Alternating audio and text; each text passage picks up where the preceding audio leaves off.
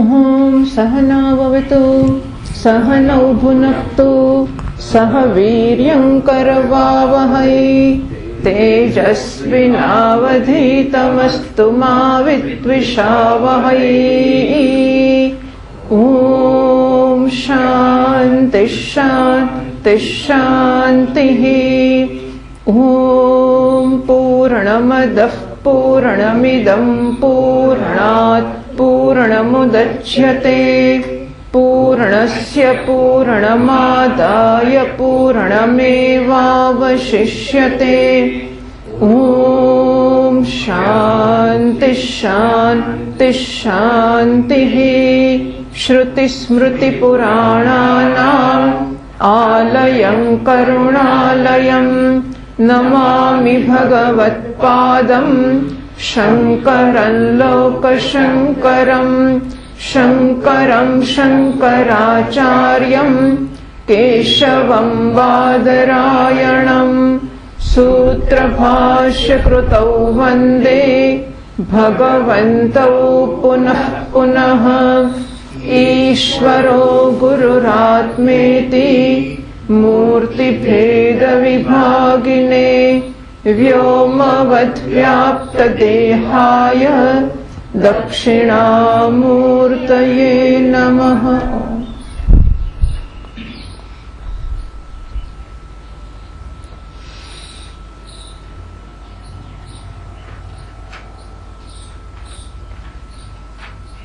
वेदो नित्यमधीयतां तदुदितं कर्म स्वनुष्ठीयताम्। वेदो नित्यमधीयतां तदुदितं कर्म स्वनुष्ठीयताम्। तेनेशस्य विधीयतामपचितिः काम्ये मतिस्त्यज्यताम्। तेनेशस्य विधीयतामपचितिः काम्ये मतिस्त्यज्यताम्। पापौघः परिधूयतां भवसुखे दोषोऽनुसन्धीयताम्। पापौघः परिधूयतां भवसुखे दोषोऽनुसन्धीयताम्। आत्मेच्छाव्यवसीयतां निजगृहात् तूर्णं विनिर्गम्यताम्। आत्मेच्छाव्यवसीयतां निजगृहात् तूर्णं विनिर्गम्यताम्। सङ्गः सत्सु विधीयतां भगवतो भक्तिर्दृढाधीयताम्। सङ्गः सत्सु विधीयतां भगवतो भक्तिर्दृढाधीयताम्। शान्त्यादिः परिचीयतां दृढतरं कर्माशु सन्त्यज्यताम्। शान्त्यादि परिचीयतां दृढतरं कर्मासु सन्त्यज्यताम्। सद्विद्वानुपसृप्यतां प्रतिदिनं तत्पादुकासेव्यताम्। सद्विद्वानुपसृप्यतां प्रतिदिनं तत्पादुकासेव्यताम्। ब्रह्मैकाक्षरमर्थ्यतां श्रुतिशिरो वाक्यं समाकर्ण्यताम्। ब्रह्मैकाक्षरमर्थ्यतां श्रुतिशिरो वाक्यं समाकर्ण्यताम्। वाक्यार्थश्च विचार्यतां श्रुतिशिरः पक्षः समाश्रीयताम्। वाक्यार्थश्च विचार्यतां श्रुतिशिरः पक्षः समाश्रीयताम्। दुस्तर्कात् सुविरम्यतां श्रुतिमतस्तर्कोऽनुसन्धीयताम्। दुस्तर्कात् सुविरम्यतां श्रुतिमतस्तर्कोऽनुसन्धीयताम्। ब्रह्मास्मीति विभाव्यतामहरहर्गर्वः परित्यज्यताम्। ब्रह्मास्मीति विभाव्यतां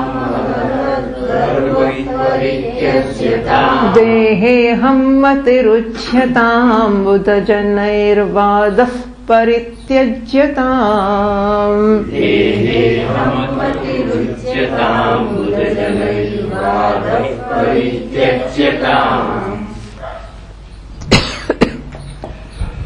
વેદના અધ્યયનથી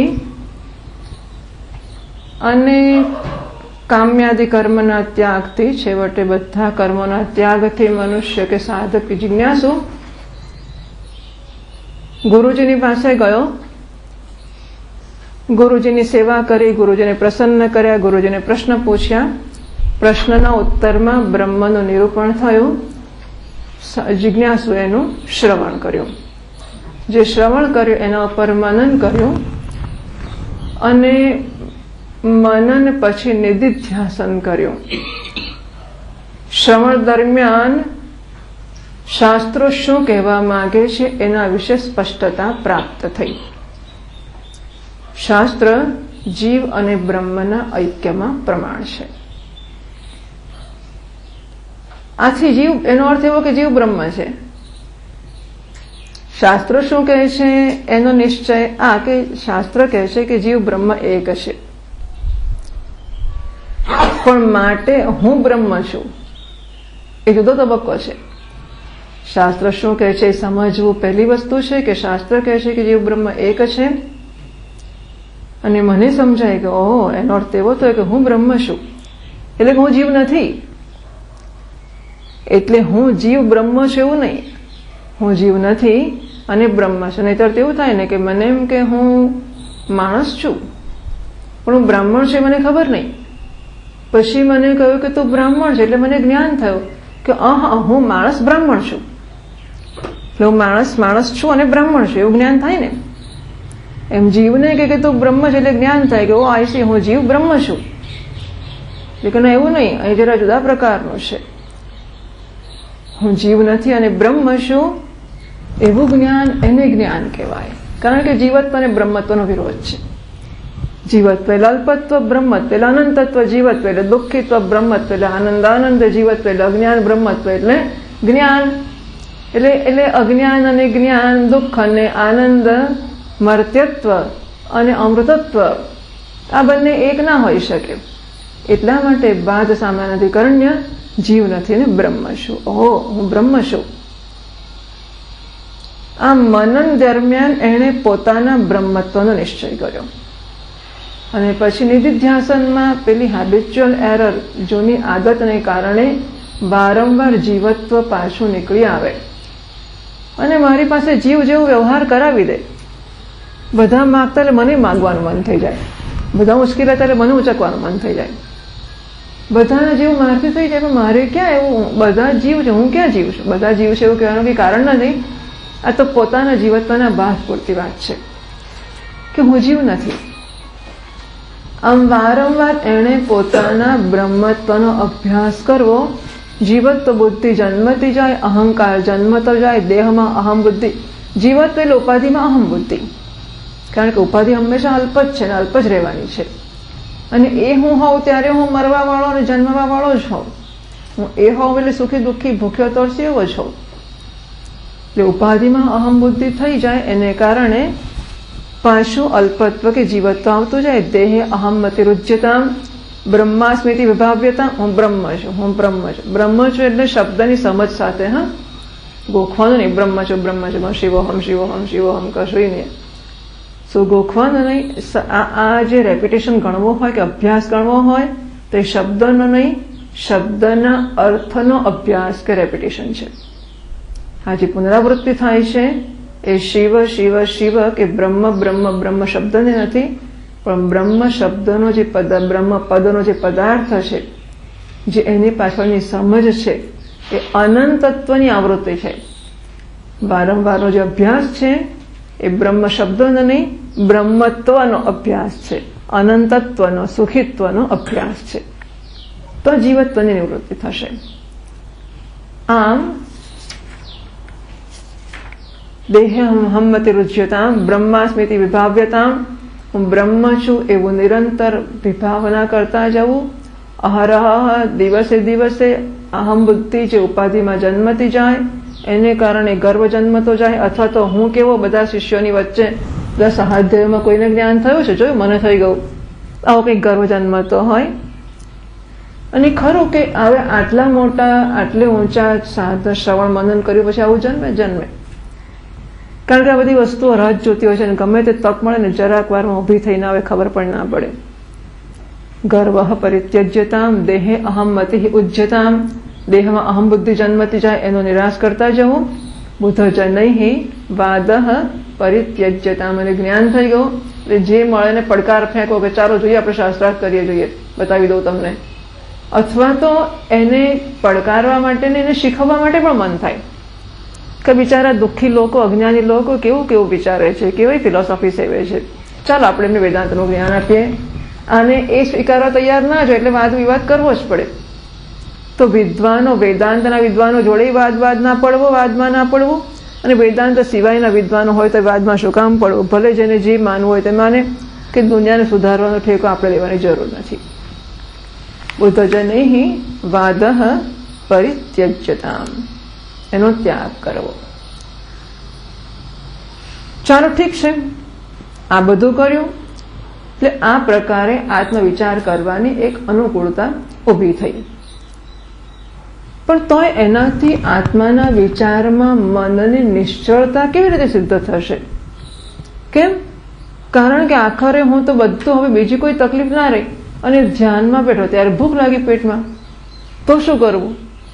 હવે એની કઈ દવા તો કરવી જ પડે ને. ભૂખ લાગે એટલે પછી કે આપણે શિવોહમ શિવોહમ શિવમ પણ ભૂખ લાગી છે, પણ શિવોહમ પણ ભૂખ લાગી છે, એટલે ભૂખ લાગે, તરસ લાગે, તો શું કરવું? એની આપણે નોંધ તો નોંધ લેવી હોય કે નહીં, એ લેવી જ પડશે. એટલે એ અંદરથી કચકચ કર્યા કરશે. એટલે ક્ષુધાથી જ્યારે માણસ પીડિત હોય અને એમાં એનું મન રોકાતું હોય ત્યારે પછી એનું મન બીજે બ્રહ્મમાં લગાડવું એવું કંઈ બહુ શક્ય નથી. ત્યારે મનને નિશ્ચળતા તો થવી પ્રશ્ન જ નથી આવતો. તો શું કરવું? એટલે કે આ ભૂખ તરસ નામની જે વસ્તુઓ છે એના વિશે સાધકની સમજ કે દૃષ્ટિબિંદુ કે એની પરિચર્યા, એના વિશેની ટ્રીટમેન્ટ એની કેવી હોવી જોઈએ? તો ચોથા શ્લોકમાં કહેશે, ક્ષુદ્વ્યાધિશ્ચ ચિકિત્સ્યતામ પ્રતિદિનમ ભિક્ષૌષધમ ભુજ્યતામ સ્વાદ્વન્નમ ન તુ યાચ્યતામ વિધિવશાત પ્રાપ્તેન સંતુષ્યતામ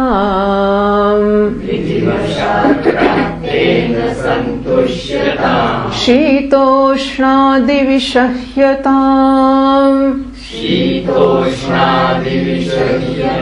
ન તુ વૃથા વાક્યમ સમુચ્ચાર્યતામ ઔદાસીન્યમભીપ્સ્યતામ જનકૃપા નૈષ્ઠુર્યમુત્સૃજ્યતામ ક્ષુદ્વ્યાધિશ્ચ ચિકિત્સ્યતામ પ્રતિદિનમ ભિક્ષૌષધમ ભુજ્યતામ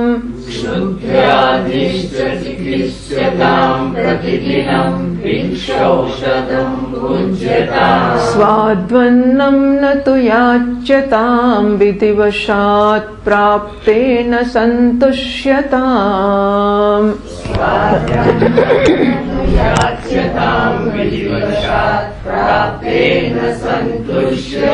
શીતોષ્ણાદિવિષહ્યતામ ન તુ વૃથા વાક્યમ સમુચ્ચાર્યતામ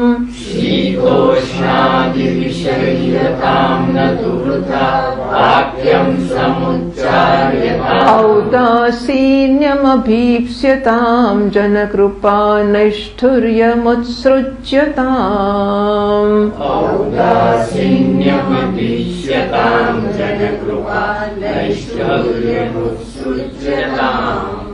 અઘરું છે થોડું. ક્ષુદ્વ્યાધિશ્ચ ચિકિત્સ્યતામ, ક્ષુધા અને વ્યાધિની અથવા ક્ષુધારૂપી વ્યાધિની ચિકિત્સા કરવી. પ્રતિદિનમ ભિક્ષૌષધમ ભુજ્યતામ, દરરોજ ભિક્ષારૂપી ઔષધ અથવા ભિક્ષા અને ઔષધનું સેવન કરવું. સ્વાદુ અન્નમ ન તુ યાચ્યતામ, સ્વાદિષ્ટ અન્નની ભિક્ષા ના માગવી. વિધિવશાત પ્રાપ્તેન સંતુષ્યતામ, ભગવાનની ઈચ્છાથી જે કંઈ મળી આવે ખુશ રહેવું. શીતોષ્ણાદિ વિષયતા, ઠંડી ગરમી જે કંઈ પડે, જે કંઈ આપણી આજુબાજુ હોય વાતાવરણ, એનો આદરપૂર્વક સ્વીકાર કરવો. ન તો વૃથા વાક્યમ સમુચ્ચાર્યતામ, જરૂર વગરના નકામા વાક્યો બોલવા જ નહીં. ઔદાસીન્યમ અભિપ્સતામ, ઉદાસીનતા, તટસ્થતા, નિષ્પક્ષતા રાખવી. જનકૃપા નૈષ્ઠુર્યમ ઉત્સૃજ્યતામ, લોકો કૃપા કરે કે ક્રૂરતા દાખવે એના વિશે ઉદાસીનતા જાળવવી, એનો ત્યાગ કરવો, એના વિશે બહુ ચિંતા ના કરવી. તો પહેલું કહે છે ક્ષુદ્વ્યાધિશ્ચ ચિકિત્સતામ. પહેલો અર્થ એનો કરવામાં આવે છે કે ક્ષુધા અને વ્યાધિ બંને વસ્તુ એવી છે કે જેની ચિકિત્સા કર્યા વગર છોડશે જ નહીં. રોગ પણ થયો તો પછી હવે એનો બીજો રસ્તો જ નથી.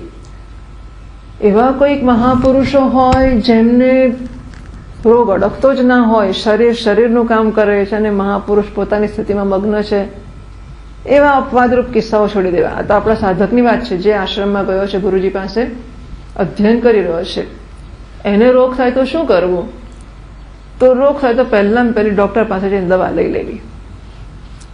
જે એને હોમિયોપેથી ફાવતી હોય, એલોપેથી ફાવતી હોય, આયુર્વેદ ફાવતું હોય, કે કંઈ યોગાચાર્ય ફાવતા હોય, આસન પ્રાણાયામ ફાવતા હોય, જે કંઈક અનુકૂળ પડતું હોય તે. પરંતુ શરીરમાં કોઈ પણ વિશેષ પ્રકારની અસ્વસ્થતાપૂર્ણ પરિસ્થિતિ ઊભી થાય તો એની જે કોઈ આપણા શરીરને યોગ્ય હોય એવી પરિચર્યા કરવી. જરૂર પડે તો એને માટે ઔષધ પણ લેવું. જ્યારે જ્યારે રોગ થાય ત્યારે ત્યારે ઔષધ એને માટે લઈ લેવું. વ્યાધિની ઔષધથી ચિકિત્સા કરવી. અને ક્ષુધા એ તો જીવતા સુધી જન્મશે. વ્યાધિ રોજ જન્મે એવો નિયમ નથી, જન્મે કે ના પણ જન્મે. ક્ષુધા છે એ જીવતા સુધી ચાલશે. તો જીવતા સુધી, જ્યાં સુધી આપણે જીવવાનું છે, અને અન્ન વડે શરીર બનેલું છે. અન્નમયમ હિ સૌમ્ય મનઃ, આપોમય પ્રાણઃ, તેજોમય વાક ઇતિ છાંદોગ્યમાં કહેવામાં આવ્યું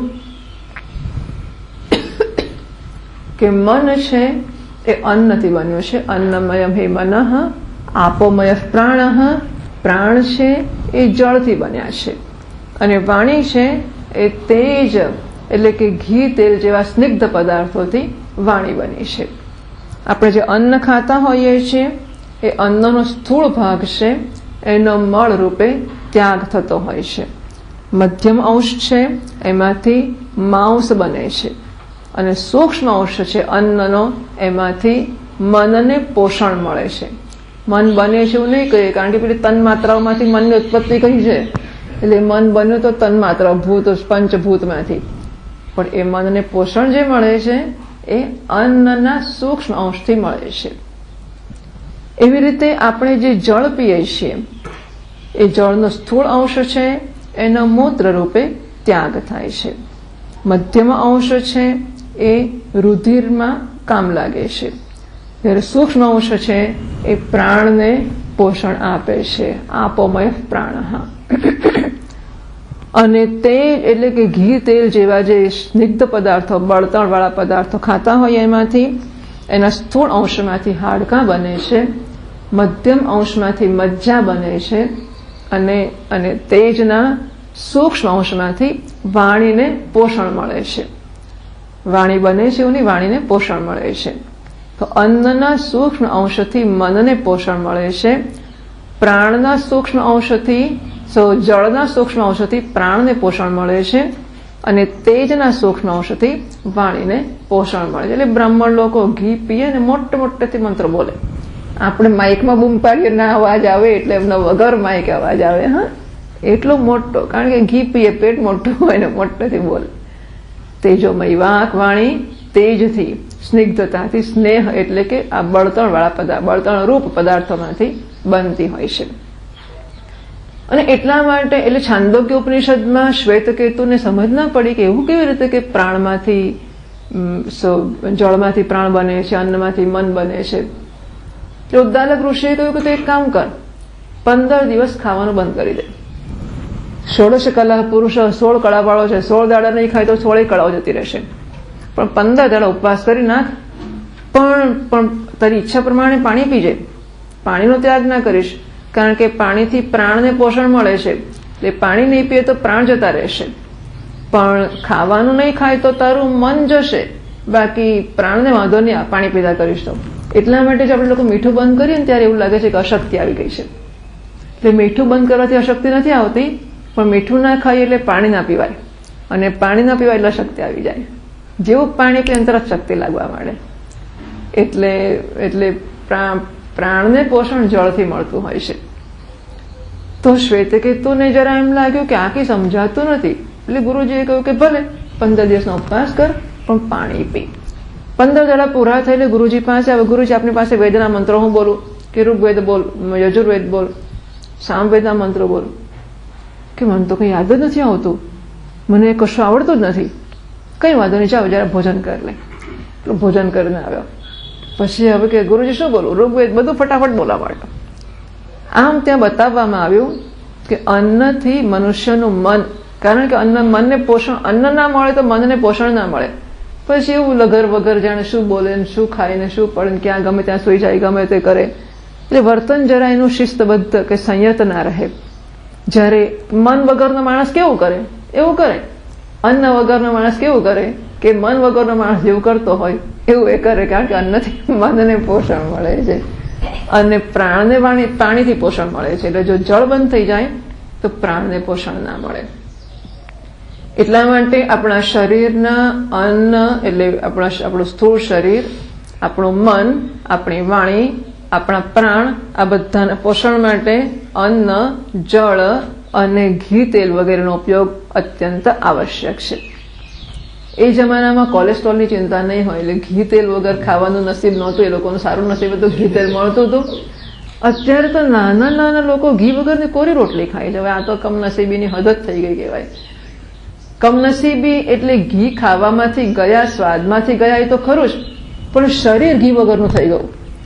એ આપણને તો ઘી એટલે સ્વાદ એમ, એટલે મીઠાઈઓ ગઈ ને સ્વાદ ગયા, ફરસાણ ગયા, તેલ ગયું, એટલે એ તો નુકસાન ખરું જ ખરું. પણ મોટું નુકસાન કે ઘી તેલ લ્યુબ્રિકેશન એટલે ઊંજણનું કામ કરે ને, કે જેમ પેલું હિંચકો કચડ કચડ કરતો હોય અને તેલ પૂરીએ તો કેવો સુવાળો થઈ જાય. બારણું એવો ખડખડ કરતું હોય ને, જરાક ટીપું નાખો ને તરત સુવાળો. એવા ઘી તેલ હાડકાઓને મળે તો હાડકાને પોષણ મળે. પણ હાડકાં હવે શું, પેલા પગના લોકોને હાડકામાં આમ કચડ કચડ અવાજ થાય છે અને પોરાણ પડી જાય છે. આ બધી વસ્તુઓ ઘી તેલના ભોગે જ છે. એ ઘી તેલ નથી મળતું એટલે જ થતું હોય છે. પણ ઘી તેલ ખાવાનું પચાવવું પડે. એટલે પહેલાના લોકો ખાતાય હતા ને કામે કરતા હતા. નોકર રાખે જ નહીં, નોકર નામની વસ્તુ જ નહીં. ખેતી સુદ્ધા જાતે કરે તો પછી ઘરનો તો પ્રશ્ન જ ક્યાં છે. એટલે વાસણ, કપડાં, કચરા, પોતા બધું, પોતા તો ક્યાં, લીપણ હતું એ વખતે, પોતા ક્યાં હતા.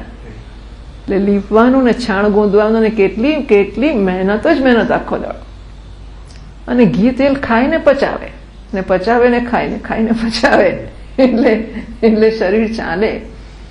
એ જુઓ અત્યારે બધાનો અનુભવ છે કે 100 વર્ષના અમારા દાદા એવા આમ અડીખમ ટટ્ટાર ઉભા રહે છે, અને આપણે બેસવું હોય તો આમ બેસાય ને, આપણાથી તો આમ બેસતા બેસતા થાકી જાય, થોડી વાર આમ કરવું પડે, કઈ ના બેસાય આપણાથી. અને આપણા વડીલો છે, આ છે આપણી સામે નમૂનો ચંદ્રકાંતભાઈ, 80 વર્ષ છે, કઈ ચિંતા નહીં, ચાલવા નીકળે આપણે દોડવું પડે એમની પાછળ એવું હોય. એટલે એ જમાનાના લોકો જેમણે મહેનત કરી છે, અને વ્યક્તિત્વની શુદ્ધિ પણ બહુ મોટી વાત છે. પ્રામાણિકતા, નીતિ, આવું તો જાણે ઓબ્વિયસલી હોય જ. એ શીખવવું કે જોવું જ ના પડે કે માણસો સીધા જ હોય, સરળ જ હોય, લુચ્ચાઈ વગરના જ હોય, કપટ વગરના જ હોય, અને ખાઈ પીને પ્રામાણિકતાથી જીવતા હોય, શરીર સરસ હોય. એટલે અન્ન વગેરે અત્યારે પછી વિટામિન કે ને વિટામિન આ ને બધા વિટામિન્સ હોવા જોઈએ ને પેલા શરીરને મિનરલ્સ મળવા જોઈએ, બધી વસ્તુઓની એનું આપણે ગણીએ નાની કેટલી કેલરીને, આ લોકો કશું ગણતા જ નહોતા. એ કે વિટામિન જાણતા, કશું જાણતા નહોતા ને શરીર સરસ હતા. બધું ગણ કરીએ, બધી દવાઓ, બધી ડેફિશિયન્સી, શરીરની જેટલી ઉણપો એટલી પૂરવાની મહેનત કરીએ ને તો એ ઠેકાણું જ ના પડે, ના જ પડે ને. પણ ખાવું પડે ને પચાવવું પડે, આ સીધો જ રસ્તો છે. એટલે અને અન્નનો સ્થૂળ ભાગ મળ રૂપે જવો જોઈએ, જળનો સ્થૂળ ભાગ મૂત્ર રૂપે જવો જોઈએ. આ બધી વસ્તુઓ પણ એટલી મહત્વની છે. એટલે એક મહાત્મા તો કહે છે કે જેમ પેલો તાંબાનો લોટો હોય ને કેવો કચરો નાખીને ઘસીને સાફ કરીએ તો ઉજળો થાય, એમાં ખાવાનું એ તો અંદર નાખવાનો કચરો છે, એનાથી આંતરડા ઘસીને સાફ થઈ જવા જોઈએ, એવું બધું. પણ ટૂંકમાં ક્ષુધા અને વ્યાધિ, તો વ્યાધિની દવાથી ચિકિત્સા કરવી અને ક્ષુધાની આપણા શરીરને અનુકૂળ હોય એ પ્રકારના ભોજનથી ચિકિત્સા કરવી. અથવા બીજો અર્થ કરે છે ક્ષુધારૂપી વ્યાધિની ચિકિત્સા કરવી. ક્ષુધા પોતે જ વ્યાધિ છે, કારણ કે કેટલો સરસ આમ એટલો પ્રસન્ન અને પણ ભૂખ લાગે ને ત્યારે પછી બાવરો થઈ જાય કે હવે ભાઈ સેવા બેવા કશું થાય ને, હવે ચલાશે ને, મંદિરમાં દર્શન થશે ને, પહેલા ખાવાનું, બીજું જે થવું મંદિર બંધ, એ બંધ થાય તો થાય, ખાતા વગર નહીં જવાય. એટલે પછી એ રોગ લાગુ પડે ને પછી માણસ કશું કરી જ ના શકે. એટલે ક્ષુધારૂપી વ્યાધિ જ્યારે જન્મે, અને જીવતા સુધી જન્મે જ, જીવતા સુધી, અને સવાર બપોર સાંજ ગણા તો 5-15 વાર જન્મે દિવસમાં. પણ આ સાધક છે, ભિક્ષુક છે, એટલે કે આશ્રમમાં રહેનારો જિજ્ઞાસુ છે, અંતેવાસી છે, અને તો એને માટે 2 વાર સવારે અને સાંજે, ઘણું કરીને 1 વાર પણ હોય છે, પણ એણે ભિક્ષાનું શરીરને પોષણ મળે એ પ્રકારે એણે ખાવું જોઈએ. કેટલું ખાવું? પોરયેત અશનેનાર્ધમ. અશન એટલે કે ખાવા વડે એણે આપણે પેટનો, આમ ધારો કે આખું 100% ગણીએ તો 50%, અડધું પેટ છે એને આપણે ખાવાથી ભરવું જોઈએ. પછીનું જે વચ્ચે છે પોરયેત અશનેનાર્ધમ તૃતીયમ ઉદકેન તું, એટલે 2 ભાગ ગયા, ત્રીજો ભાગ છે એને પાણી, એટલે કે પ્રવાહીથી, પાણી એવું જ નહીં પણ પ્રવાહીથી ભરવો. અને ચોથો ભાગ વધુ, એમાં શું ભરવાનું? વાયોહો સંચરણાર્થાય ચતુર્થમ અવશેષયેત. તો ચોથો એ ઠાંસી ભરીને દેવાનો, એને ખાલી રાખવાનો. એટલે હવાની અવર જવર થાય તો પચે ને અંદર, પણ હવાને જવાની જગ્યા જ ના રાખે તો પચે કેવી રીતે? એટલે હવાને જવાની જગ્યા રાખવાની. ચોથો ભાગ છે એ ખાલી રાખવાનો, પણ 4 ભાગ ખાલી નહીં રાખવાના પાછા. એટલે અડધો ભાગ ખાવાથી ભરવાનો, 5 ભાગ પ્રવાહીથી ભરવાનો, અને પછી 5 ભાગ છે એ પ્રાણવાયુને જવા માટે રાખવો, જેથી કરીને એને પચાવે. પણ અડધું થયું ખબર કેવી રીતે પડે? અડધું એટલે શું? અડધું પેટ એને આમ કંઈ ડાયામીટરથી તો મપાય નહીં આપણાથી, એટલે માપવું કેવી રીતે કે પેટમાં અડધું ભરાયું કેવી રીતે કહેવાય? તો 1 દાડો ખાવાનું લઈને બેસી જવું, અને જેટલું ખવાય એટલું ખાવા, મેક્સિમમ ખાઈ જાય. 25 રોટલી ખાવાતી 25 ખાઈ નાખવી, 22 ખવાતી 20 ખવાતી, કે ના 20 રોટલી મારો મેક્સિમમ. જો હું ધારું તો 20 રોટલી ખાઈ જ જાઉં, તો 1 દાડો 20 રોટલી નક્કી કરી નાખવાની કે હવે ખવાશે, ના નહીં ખવાય, 20 બસ 20. તો નક્કી થઈ ગયું કે આવતીકાલથી 10 રોટલી ખાવાની, બરાબર. જેટલું વધારે ખાઈ શકાય એ આપણો પેટના 100%, એના અડધો ભાગ છે એ આપણે રોટલી માટે રાખવો. પણ રોટલી એટલે બધું આવી જાય પાછું અંદર. 10 રોટલી તો 10માંથી 5 રોટલી ખાવી, બાકીના દાળ ભાત શાક ખાવાને, આવું તેવું બધું થઈને અડધું કરવાનું. હા, અડધું એટલે આમ અડધું ભાત ને રોટલી શાકથી ભરવાનું, પછી બાકીનું 5 ભાગનું દાળથી ભરવાનું. દાળ એટલે જાડી, એ વંચાઈ નહીં કરવાની. દાળ ભાત શાક રોટલીથી અડધું ભરવાનું, અને બાકીનું 5 ભાગનું છે એ પ્રવાહી હોય, કંઈક સૂપ એ પાતળું, પછી તો વ્યવસ્થિત પાતળી વસ્તુઓ હોય એના વડે 5 ભાગનું ખાલી રાખવું. આમ શરીરની વ્યવસ્થા જાળવવી. અને એવું ચોક્કસ માની શકાય છે કે શરીરની આ પ્રકારે જો ભોજનની વ્યવસ્થા જાળવવામાં આવે અને એ પચે એ પણ જોવામાં આવે, બરાબર. આ ખાવું એટલે મેં મળશુદ્ધિની વાત કરી કે એ પણ ના થાય તો શૌચમ, એટલે એ આપણા દિનચર્યાના કાર્યક્રમમાં એ વસ્તુ હોય કે સવારમાં ઉઠીને જેમ નાહવાનો નિયમ હોય એમ મળશુદ્ધિનો પણ નિયમ હોવો જ જોઈએ, અને થવું જ જોઈએ.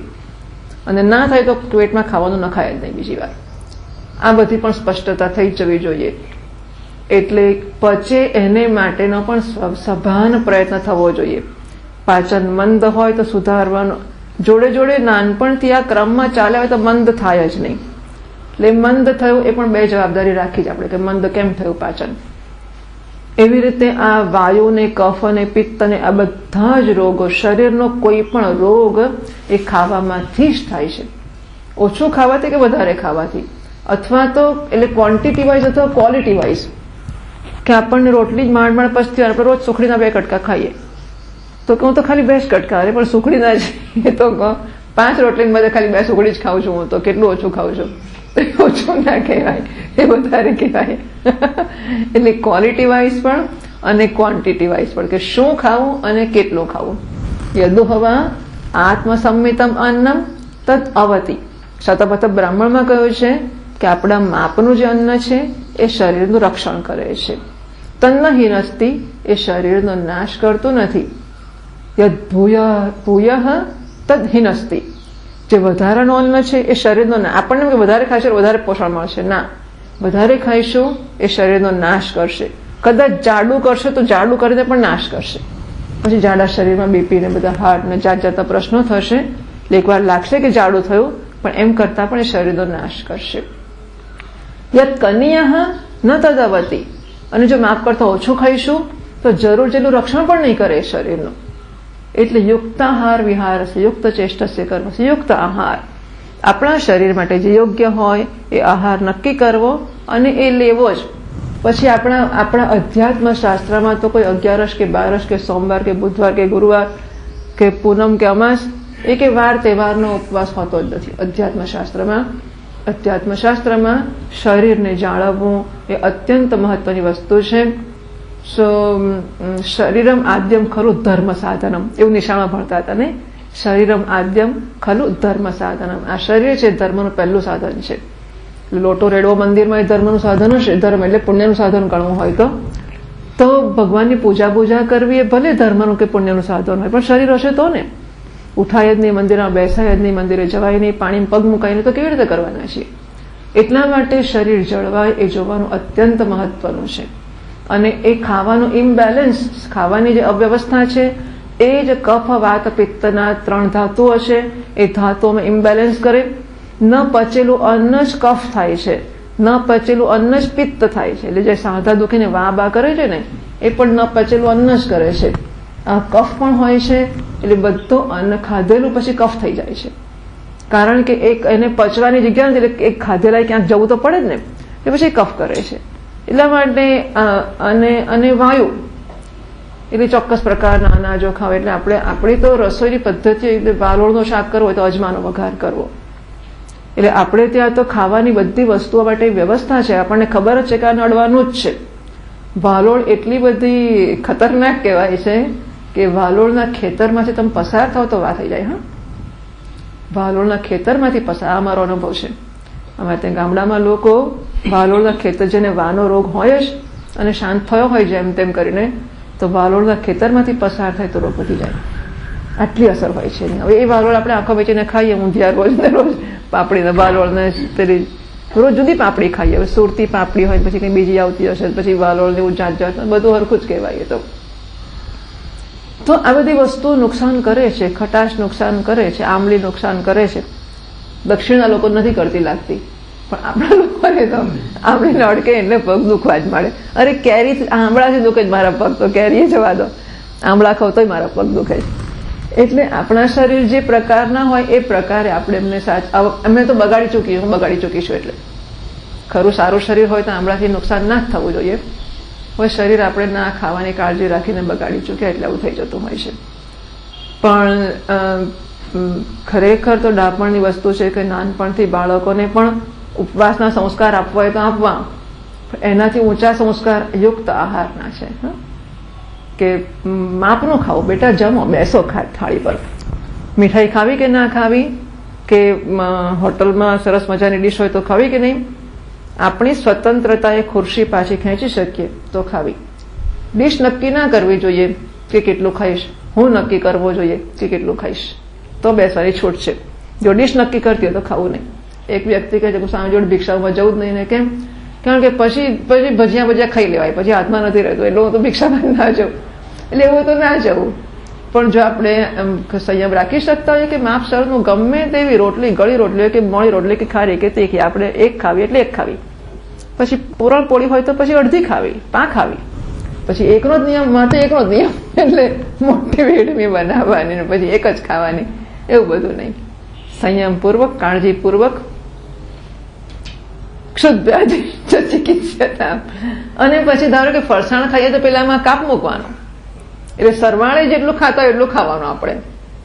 પણ 4 વસ્તુની પર 5મી હોય તો 4માંથી ઓછું કરી દેવાનું. ક્ષુધ વ્યાધિશ્ચ ચિકિત્સ્યતામ, જે કંઈ ક્ષુધારૂપી વ્યાધિ છે એની ચિકિત્સા કરવી જોઈએ. અહીંયા તો સાધુઓને માટે હોય છે, તો એણે ક્ષુધારૂપી વ્યાધિની ચિકિત્સા કરવી જોઈએ. પણ કેવી રીતે કરવી? આ તો બિચારો ઘર બહાર છોડીને આશ્રમમાં ગયો છે અને એ ખાવાનું ક્યાંથી લાવે? એટલે એને માટે કહ્યું પ્રતિદિનમ ભિક્ષૌષધમ ભુજ્યતામ, ભિક્ષારૂપી ઔષધ તારે આ ક્ષુધારૂપી વ્યાધિની ચિકિત્સા માટે લેવું. કારણ કે દવા તો જોઈએ ને વ્યાધિ માટે, વ્યાધિ તો જન્મે છે. અને અન્ન ક્ષેત્રો ને બધું કંઈ પહેલાના જમાનામાં નહોતું. એટલે વિચાર તો કરો, ગુરુકુળમાં રહેવાનું, ગુરુજીની સેવા કરવાની, અને ગુરુજી ખવડાવે પણ ના. આ કલ્પના કરી શકાય છે કે કેવી વ્યવસ્થા હશે. વૈદિક વ્યવસ્થા કેટલી બધી અપેક્ષા રાખનારી, ડિમાન્ડિંગ, કેટલી બધી ડિમાન્ડિંગ હશે. જોડે જોડે એ ડિમાન્ડ હોવાની સાથે એ કેટલી શ્રદ્ધાવાળી હશે. આ વ્યવસ્થામાં એ જમાનાના બધા જ લોકો, ગુરુઓ અને શિષ્યો અને એમના મા બાપો, બધા લોકોની કેટલું કન્વિક્શન હશે, કેટલી નિષ્ઠા હશે, કેટલી શ્રદ્ધા હશે કે ધીસ ઇઝ ધી વે, આ યોગ્ય જ છે, આ બરાબર જ છે. એટલે શિષ્યને ગુરુ પાસે મૂકવાનો, એને આખો દાડો મહારાજની સેવા કરવાની, ગાયો ચરાવવાની, લાકડા કપવાના, છાણ વાસણો કરવાનું, પાણી ભરવાનું, બધું જ કરવાનું. પછી ગુરુજી ખાવાનું આપે કે નહીં? કે ના, ભીખ માગ્યાવાની. તો ભિક્ષા માગી મળે ખાવાનું કે ના, નહીં ખાવાનું. ભિક્ષા માગીને મળે ગુરુજીને ધરી દેવાનું. પછી ગુરુજી, આપણે શું ખાવાનું? કે ગુરુજી આપે તો, અને આપે તેટલું ખાવાનું, ના આપે તો બીજી વાર માગ્યાવાનું. એટલે પેલો ઉપમન્યુ બીજી વાર માગવા જતો હતો. ગુરુજી એક શિષ્ય હતો અને એ શિષ્ય ભિક્ષા માગીને લાવે તો ગુરુજી પાછું જ ના આપે. તો પછી પણ પેલો તો તોય આમ સુકોઈ ના ગયો. એટલે ગુરુજીને થયું કે આ ખાતો તો લાગે જ છે, કે તું શું કરે છે? મહારાજ બીજી વાર ભિક્ષા માગી આવું છું. એવું થતું હશે. અરે રામ રામ રામ, આમ શેમ નહોતા બોલતા એ વખતે. અરે રામ રામ, બીજી વાર માગે તો ગૃહસ્થ પર કેટલો બોજો પડે, એવું કરાતું હશે. જી ગુરુજી, બીજી વાર ભિક્ષા નહીં માંગુ, સમજો છો તમારા મનમાં મારી નાખો છે મને. એટલું જ નહીં, એના મા બાપને કહેવા જાય, મા બાપ ફરિયાદ કરવા આવે. હા, છોકરાઓ, અત્યારે છોકરાઓ સ્કૂલમાં 100 રૂપિયા નોટ રાખતા હોય ને વાપરતા હોય ને જો શિક્ષક બાળકને ના પાડે તો મા બાપ એનો પક્ષ શિક્ષકને ભળવા આવે. મને શિક્ષકોએ કહ્યું છે કે અમારા બાળકને અમે 100 રૂપિયા આપીને બરફ લઈને ખાય, તમારું શું જાય છે? તમારે કશું નહીં કહેવાનું. અહીં પેલા સાધકને કે અંતેવાસીને ખાવાનું ના મળે અને બીજી વાર ભિક્ષા આપવાની ગુરુજી ના માંગવાની ગુરુજી ના પાડે તો પેલો કે જી ગુરુજી, એ ઘેર ફરિયાદ કરવા ના જાય. ઘરમાં કે ફોન થોડો ફરિયાદ કરે કેવી રીતે? તો ઘર બહાર છોડીને જંગલમાં ગયો હોય તો પછી શું થયું? તો પછી માણસને ભૂખ તો લાગે, એટલે પેલું ગાયો ને દોવાની હોય ને, તો એ વખતે ગાયનું દૂધ થોડું પી લે. પછી પાછું ગુરુજીએ પૂછ્યું શું કરે છે? હું દૂધ પીવું છું. કેવું તો થતું હશે, ગાયનું દૂધ તારે માટે થોડું છે? કે જી ગુરુજી, નહીં પીવું. પછી એણે વાછરડા જે દૂધ પીએ ગાયના આંચળમાંથી, એમાં એના મોઢા પર ફીણ વળે, તો એ ફીણ ચાટીને જીવવા માંડ્યો. તો ગુરુજીએ કહ્યું કે હવે તો શું કરે છે? કે ગુરુજી, હું ફીણ ચાટીને જીવું છું. અરે તો વાછરડા કેટલા દયાળુ હોય, તો એ તારે માટે એ ફીણ દૂધ ના પીએ ને બહાર કાઢીને તને ખવડાવી દેશે. તો વાછરડાને ખોટ પડે એવું નહીં કરવાનું. વિચાર કરો, જે ગુરુજી વાછરડાની દયા ખાય અને જીવતા માણસે દયા ના ખાય ને કેવું નિર્દય ને કેવું ક્રૂર લાગે છે.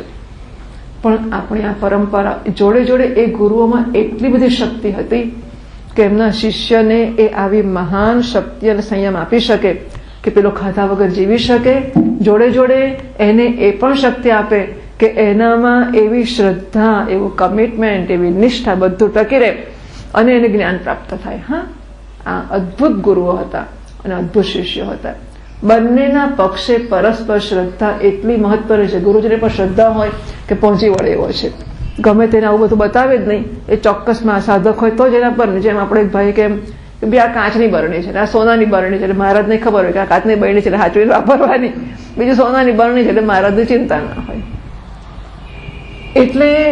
એટલે ક્ષુદ્ધ વ્યાધિષ્ઠ ચિકિત્સતા, ભિક્ષા માગી લાવવી અને એના દ્વારા ગુરુજીને પહેલા આપવું. એટલે ગુરુજીનું પોષણ પણ ભિક્ષાથી કરવાનું. એ ભિક્ષા માગી લાવીને શિષ્યો ગુરુજીને આપી દે, એમાંથી ગુરુજીને ગમતું લઈ લે, એવું જ કરતા હશે. પછી બાકીનું બધું એ બધું આને આપે અને એ ખાય. આવી રીતે પેટ ભરવાનું. ભિક્ષૌષધમ ભુજ્યતામ. તો આપણા સમાજમાં સંન્યાસીનો આદર, બ્રહ્મચારીનો પણ, આપણા સમાજમાં કમાવાનો અધિકાર ખાલી ગૃહસ્થનો જ છે. અને બાકીના 3 આશ્રમ રહ્યા, બ્રહ્મચર્ય, વાનપ્રસ્થ અને સંન્યાસ. આ 3 આશ્રમને પોષવાનું કામ ગૃહસ્થનો છે. એટલે બ્રહ્મચારીઓ અને બાળકોએ કે નાના છોકરા હોય ને, અમારે તો અમેરિકામાં 10 વર્ષનો થાય કે ખબર નહીં, 12 વર્ષનો, 15 વર્ષનો જાતે કમાવા મળે, જાતે ભણવા મળે. તો અમારી હિન્દુ વૈદિક સંસ્કૃતિમાં કે હિન્દુ સંસ્કૃતિમાં બાળકને કમાવાની જવાબદારી નથી હોતી.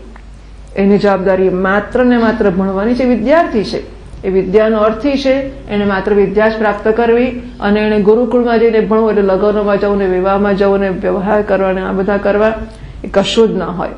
છોકરા નિશાળ કેમ ના, અમારે તો માસીન લગ્ન છે, માસીન છોકરીનું લગ્ન છે. ગુરુકુળમાં ભણેલું એટલે ભોગના વાતાવરણથી સંપૂર્ણ મુક્ત હોય. એમને કોઈ પસંદગી કે વિકલ્પો નહીં, કશું એક્સપોઝર, આ બધી વસ્તુઓ સાથેનો સંપર્ક જ ના હોય. એ 24 કલાક મંત્રો બોલતા હોય ને એવું સરસ વાતાવરણ હોય કે જેમાં એમને રહેવાનો આનંદ આવે. કોઈ પ્રકારના ભોગની કશી વસ્તુઓ હોય જ નહીં. ગુરુજીની સેવા કરે, ગુરુ પત્નીની સેવા કરે, ને બધા મિત્રો પરસ્પર રહેતા હોય, સંયમથી રહેતા હોય, સંપથી રહેતા હોય, હળી મળીને રહેતા હોય. સુંદર સંયમના ગુણો વિકસતા જાય એમની અંદર. તો શુદ્ધ વ્યાધિષ્ઠ ચિકિત્સતા પ્રતિદિનમ ભિક્ષૌષધમ પૂજ્યતામ. અને એમાં પણ સંન્યાસી જ્યારે ભિક્ષા માંગવા આવે ઘરમાં, ત્યારે ઘરના લોકોને કે ગૃહિણીઓને કે ગૃહસ્થોને આપવામાં ધન્યતા હોય છે, આનંદ હોય છે. આપણી સંસ્કૃતિમાં જ્ઞાનનો આદર છે, આપણી સંસ્કૃતિમાં તપશ્ચર્યાનો આદર છે, આપણી સંસ્કૃતિમાં ત્યાગનો આદર છે. ભલે ગૃહસ્થ લોકો એવો ત્યાગ નથી કરી શક્યા, એમને ભોગમાં રસ છે એ ત્યાગ નથી કરી શકતા, એ જ્ઞાન પ્રાપ્ત નથી કરી શકતા, તપશ્ચર્યા નથી કરી શકતા. જોઈએ એટલે એમના મનમાં મૂલ્ય છે ખરું કે તપ કરવું જોઈએ, કે ભોગનો ત્યાગ કરવો જોઈએ, ગૃહસ્થાશ્રમમાંથી આપણે નિવૃત્ત થવું જોઈએ. નથી થઈ શકતું, પરંતુ જે કરે છે એને માટેનો આદર છે, એ બતાવે છે કે એમને એનું મૂલ્ય છે. એટલા માટે કોઈ ત્યાગી સંન્યાસી આવીને બહારને ઉભો રહે તો ઘરના લોકો ધન્ય થાય છે અને ધન્યતાપૂર્વક એ આપે છે. આ વૈદિક સંસ્કૃતિનું ઉત્તમ અને ઉત્તમ ઉદાહરણ છે. બીજી કોઈ સંસ્કૃતિમાં આવી વસ્તુ છે જ નહીં કે કોઈને ભિક્ષા માગવાની છૂટ હોય અને કોઈને આપવાની ધન્યતા હોય. આપવાની ધન્યતા આમ જ તો આપણે તો ગૃહસ્થોને પણ પરસ્પર શેર કરવાની ધન્યતા હોય કે આપણે જ માટે બનાવીને ખાઈએ. યજ્ઞ શિષ્ટાશીન સંતા મુચ્યંત સર્વકિલ બેશહી. યજ્ઞ કરીને બધાને આપીને વધે એ ખાય છે, એ અમૃત છે. યજ્ઞ શિષ્ટ અમૃત ભુજ. યજ્ઞથી વધેલું જે છે એ અમૃત છે, એને ખાનારો યાંતિ બ્રહ્મ સનાતનમ. એટલે આપણે ત્યાં તો સંસ્કૃતિમાં ગૃહસ્થ વગેરે બધાને માટે જ વહેંચવાનો આદેશ છે અથવા તો આદર છે. પરંતુ ગૃહસ્થ સંન્યાસીની જ્યારે વ્યવહાર કરતો હોય ત્યારે તો અત્યંત મહાન આદર અને ધન્યતાની કૃતાર્થતા છે કે આજે તો આપણે ધન્ય થઈ ગયા કે આપણે બનાવેલી જે ભિક્ષા હતી એ કોઈ સંન્યાસીને આપણે જમાડી શક્યા કે આપી શક્યા. સાથે સાથે સંન્યાસીના પક્ષે એ રીતે અહંકારના ત્યાગની એક અનુકૂળતા છે કે જ્યાં જઈએ ત્યાં આપે એવો નિયમ તો નથી જ. આપણે જોઈતું આપે એવો પણ નિયમ નથી, આદરપૂર્વક આપે એવો પણ નિયમ નથી. આ લે ક્યારનો ઉભો છે, પેલો આપણા દેખતા જ બૂમ પાડી અંદર પેલો બ્રાહ્મણ આવ્યો છે આપી દેજો, આ પેલો બાવો આવ્યો છે આપી દેજો. અને આપણને બાવો કયો હોય તો જે કીધું જોઈતું હોય તો ઉભા રહેવાનું, ના ચાલવા માંડવાનું. આ પેલો જોગટો આવ્યો, જાત જાતના શબ્દો વાપરે. અને જે કહે તે પેલો દાઢીવાળો આવ્યો, પેલો જટાવાળો આવ્યો, આવું ગમે તે કહી શકે. અને જે કહે તે ઉભા રહેવાનું અને આ હસતા મોઢે આદરપૂર્વક આપણે લેવાનું. એટલે અહંકારના ત્યાગ માટેની ઉત્તમમાં ઉત્તમ વ્યવસ્થા છે. આગ્રહોના ત્યાગ માટેની. હું એટલે કોણ ખબર છે? આ કોણની ટણી કાઢવા માટે ભિક્ષા માગવાનું શરૂ કરે માણસ એટલે બિલકુલ નીકળી જાય અને મળે ખાવાનું નહીં, અપમાન થાય અને ભૂખ લાગી હોય એટલે માગે વગર છૂટકો ના હોય. વિચાર કરો, આપણને ઘરમાં એમ થાય કે કોઈક આમ રોટલી ફેંકે ને તો આપણે કંઈક નથી ખાવું. જા ખબર છે કે અત્યારે તો બહાર હોટલમાં મળશે, સાંજે મળશે, આ થશે પેલું થશે. હવે આપણને ભિક્ષા માગવા જઈએ અને આપણું અપમાન કરે. ઘણા મહાત્માઓ કે આપણે કોઈકના ઘરે બહાર જઈને ઊભા હોય તો લોકો અનાજ લઈને પોતાના છોકરાને માથે ઉતારીને પછી આપણને આપે. આવું બધું જ કરતા હોય. આપનારા લોકો બધું જ કરે. એવું હોય તો એ વટ મારવાનું પોસાય નહીં આપણને કે નહીં ખાવું સારું, કારણ કે ભૂખ લાગી હોય. એટલે સાધકને માટે આ બહુ મહાન તપશ્ચર્યા છે. આપણે નર્મદા પરિક્રમામાં એક આ સગવડ છે કે નર્મદા પરિક્રમાનો તમને ખ્યાલ હોય તો નર્મદા એક જ દુનિયાની નદી છે જેની પરિક્રમા થાય છે. પરિક્રમા એટલે એક છેડેથી ગમે ત્યાંથી કોઈ પણ એક જગ્યાએથી શરૂ કર્યું તો એના મૂળ સુધી જવાનું અને દરિયો છરકવાનો અને ફરી જ્યાંથી નીકળ્યા છે ત્યાં પાછા આવવાનું. અને એ લોકો ખુલ્લા પગે ફરતા હોય, નર્મદે હર કરીને ભિક્ષા માગીને ખાતા હોય, પંચકેશ વધારતા હોય અને સતત નર્મદાજીનું સાનિધ્ય રાખતા હોય. એક બોટલ પણ હોય એટલે કદાચ થોડું આગુ પાછું જવું પડે તો બોટલ હોય, સવાર સાંજેની આરતી કરતા હોય ને પૂજા કરતા હોય અને ભિક્ષા માગીને. પહેલાના લોકો ચાતુર્માસ કરીને 3-3 વર્ષે પૂરી કરતા હતા. હવે તો લોકો આમ કરી આવે. હવે તો બસમાં ને એવું કરતા હોય છે, છૂટક થોડી આજે કરી, થોડી આવતા વર્ષે કરી, એવું બધું જાત જાતનું કરે છે. અને તો પછી પિકનિક જ, ચંપલ પહેરીને કરવું અને ભિક્ષા માગે વગર ખાવું ને એવું. એટલે તો ફરવા ગયા, બહુ બધું યાત્રા કહેવાય, પણ પરિક્રમામાં તો ના જ મુકાય ને, પણ ભિક્ષા માગીને ખાવું. તો પ્રતિદિનમ ભિક્ષૌષધમ ભુજ્યતામ. આમ ભિક્ષામાં અને વળી આપણને દવા ઔષધ હોય તો દવા કડવી હોય તો આપણે ખાઈએ કે ના ખાઈએ? ધારો કે તાવ આવે સુદર્શન આપે કે હું કડવી દવા નહીં ખાઉં, મને પેલી ગળી દવા આપો, એવું તો ના જ કહેવાય ને આપણાથી. કડવી હોય, ખાટી હોય, ઉકાળા હોય, ગંધાતું હોય, ગમે તેવું હોય તો આપણે ખાવું જ પડે. ઔષધ છે એમ ભિક્ષામાં જે પણ મળે એ ખાવાનું આપણે ઔષધની જેમ સ્વીકારવું જોઈએ, જોડે જોડે ધન્યતાથી. કારણ કે આપણે તો ભૂખ લાગી છે, એટલે તાવ મળતો હોય તો બી કડવું એ ખાઈશું, મોડું બગાડી દે પણ કડવું ખાઈ જ જઈએ આપણે, કારણ કે તાવ મળશે એવી આશા છે. એવી રીતે આપણને ભિક્ષા, ભૂખ લાગી છે તો ભૂખરૂપી રોગ મટાડવો હોય તો એને માટે ઔષધ તરીકે જેવું અન્ન મળ્યું, જે મળ્યું, જેને ત્યાં મળ્યું, આ ખાઈ લેવું જોઈએ. અને આમ સામાન્ય તો રિવાજ એવો છે કે એક ઘરમાંથી બધું મળી જાય તો સારી વાત છે. મોટે ભાગે માધુકરમ એટલે મધુકર ભમરો હોય, એ ભમરો જેમ એક પુષ્પમાંથી ને બધા પુષ્પમાં બેસે, આમ થોડું ચૂસે નીચે પાછો જતો રહે, બીજામાં જઈને થોડુંક ચૂસે. મધુકર જેવી રીતે અનેક પુષ્પમાં ફરીને થોડું મધ લે છે, એમ સાધુએ એક ઘર પર બોજો ના પાડવો જોઈએ, અનેક ઘરમાંથી થોડું લેવું જોઈએ. જોડે જોડે એવું પણ ખરું કે એક ઘરમાંથી લે તો ચોક્કસ પ્રકારનો સ્વાદ હોય. આ તો બધા ઘરનું લે એટલે ભેગું થઈને આવે, સ્વાદનું નામ જ ના રહ્યું હોય અંદર એક જ વાસણમાં, પછી દાળ એમાં ને ભાત એમાં. આ બધા માટે એક સગવડ છે. દક્ષિણમાં થોડા જરા ફરી આવીએ ને તો આને માટેની ટ્રેનિંગ મળી જાય. ગુજરાતી મને લાગે ઉત્તરમાં આવું મેં જોયું નથી કોઈ દાડો, પણ કોઈ બદ્રીનાથ, કેદારનાથ, મને યાદ નથી કોઈક જગ્યાએ આવું મળ્યું હોય જેવું દક્ષિણમાં મળે છે. પણ આપણે હંમેશા પેલી આપણી શું કહેવાય ઓર્ગેનાઇઝ ટૂરમાં ગયા હોઈએ એટલે પણ અનુભવ ના હોય. એટલે આપણે પેલી આ જે નક્કી કરીને ટૂર હોય ને રાધેશ્યામને આવું તેવું, એવામાં ટ્રાવેલમાં નહીં જવાનું, પણ આશ્રમોમાં જવાનું. એટલે અજાણ્યા મંદિરોમાં, આશ્રમોમાં, એવી જગ્યાઓ જ્યાં નક્ષત્રો હોય એવી જગ્યામાં આપણી યાત્રાઓ પણ ગયા હોય, પણ આવી જગ્યાઓમાં ખાઈએ. જેમ કે દક્ષિણમાં, તો અમે દક્ષિણમાં એવી જગ્યાઓએ ગયા, મંદિરો હોય, મંદિરોના નક્ષત્રો હોય, ધર્મશાળાઓ હોય, જમવાનું હોય. એટલે આ જાણવા જેવું છે. કેળાનું પાન હોય, મોટે ભાગે કેળાના પાન ઉપર. કેમ કેળાનું પાન આપો? તો કે પેલા થાળીઓ સાફ કરે કે ના કરે, એ ગંદી રહે, એના કરતા પવિત્રતા ખાઈને ફેંકી દેવાનું. અને કેળ ને નાળિયેરી છે ત્યાં, બીજું કશું છે નહીં. પ્રસાદમાં કેળાના કોપરા, એટલે ચિંતા નહીં. એટલે એ કેળના પાન ઉપર પછી પહેલા ભાત આવે, ભાત જ ભાત હોય, પહેલા એશું પછી એશું ભાત જ આવે. વાડકી નામની વસ્તુ ના હોય, ચમચી નામની વસ્તુ ના હોય.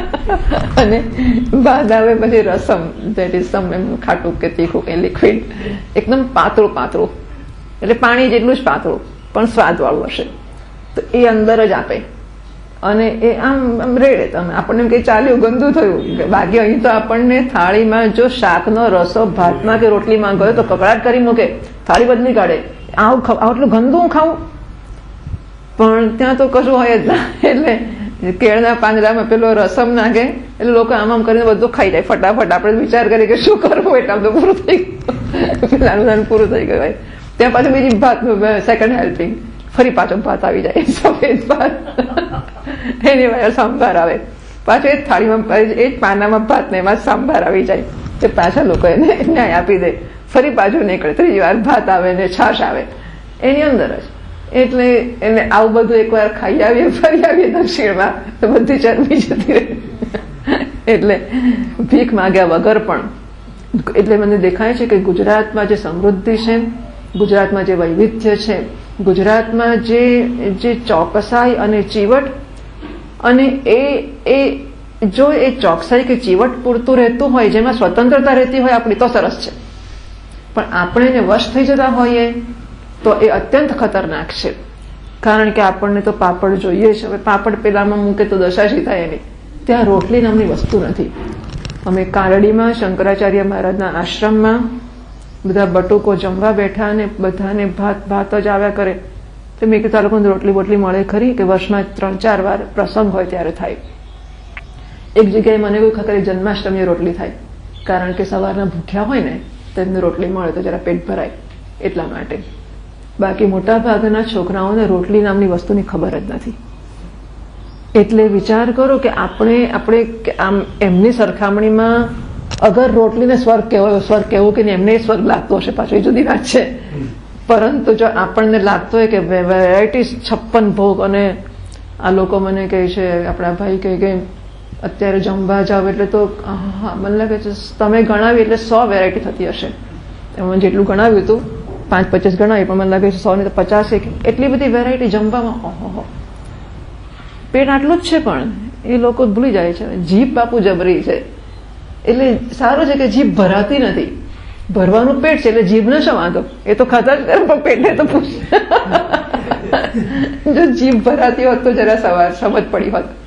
પણ જીભને ચિંતા ને એને પસાર કરી દેવાનું છે. એક ક્ષણ ના ભોગવ્યું જતું રહ્યું. પેલું પેટ કે બસ નથી માતું, જીભ તો બહુ સરસ છે, ખાધા જ કરે.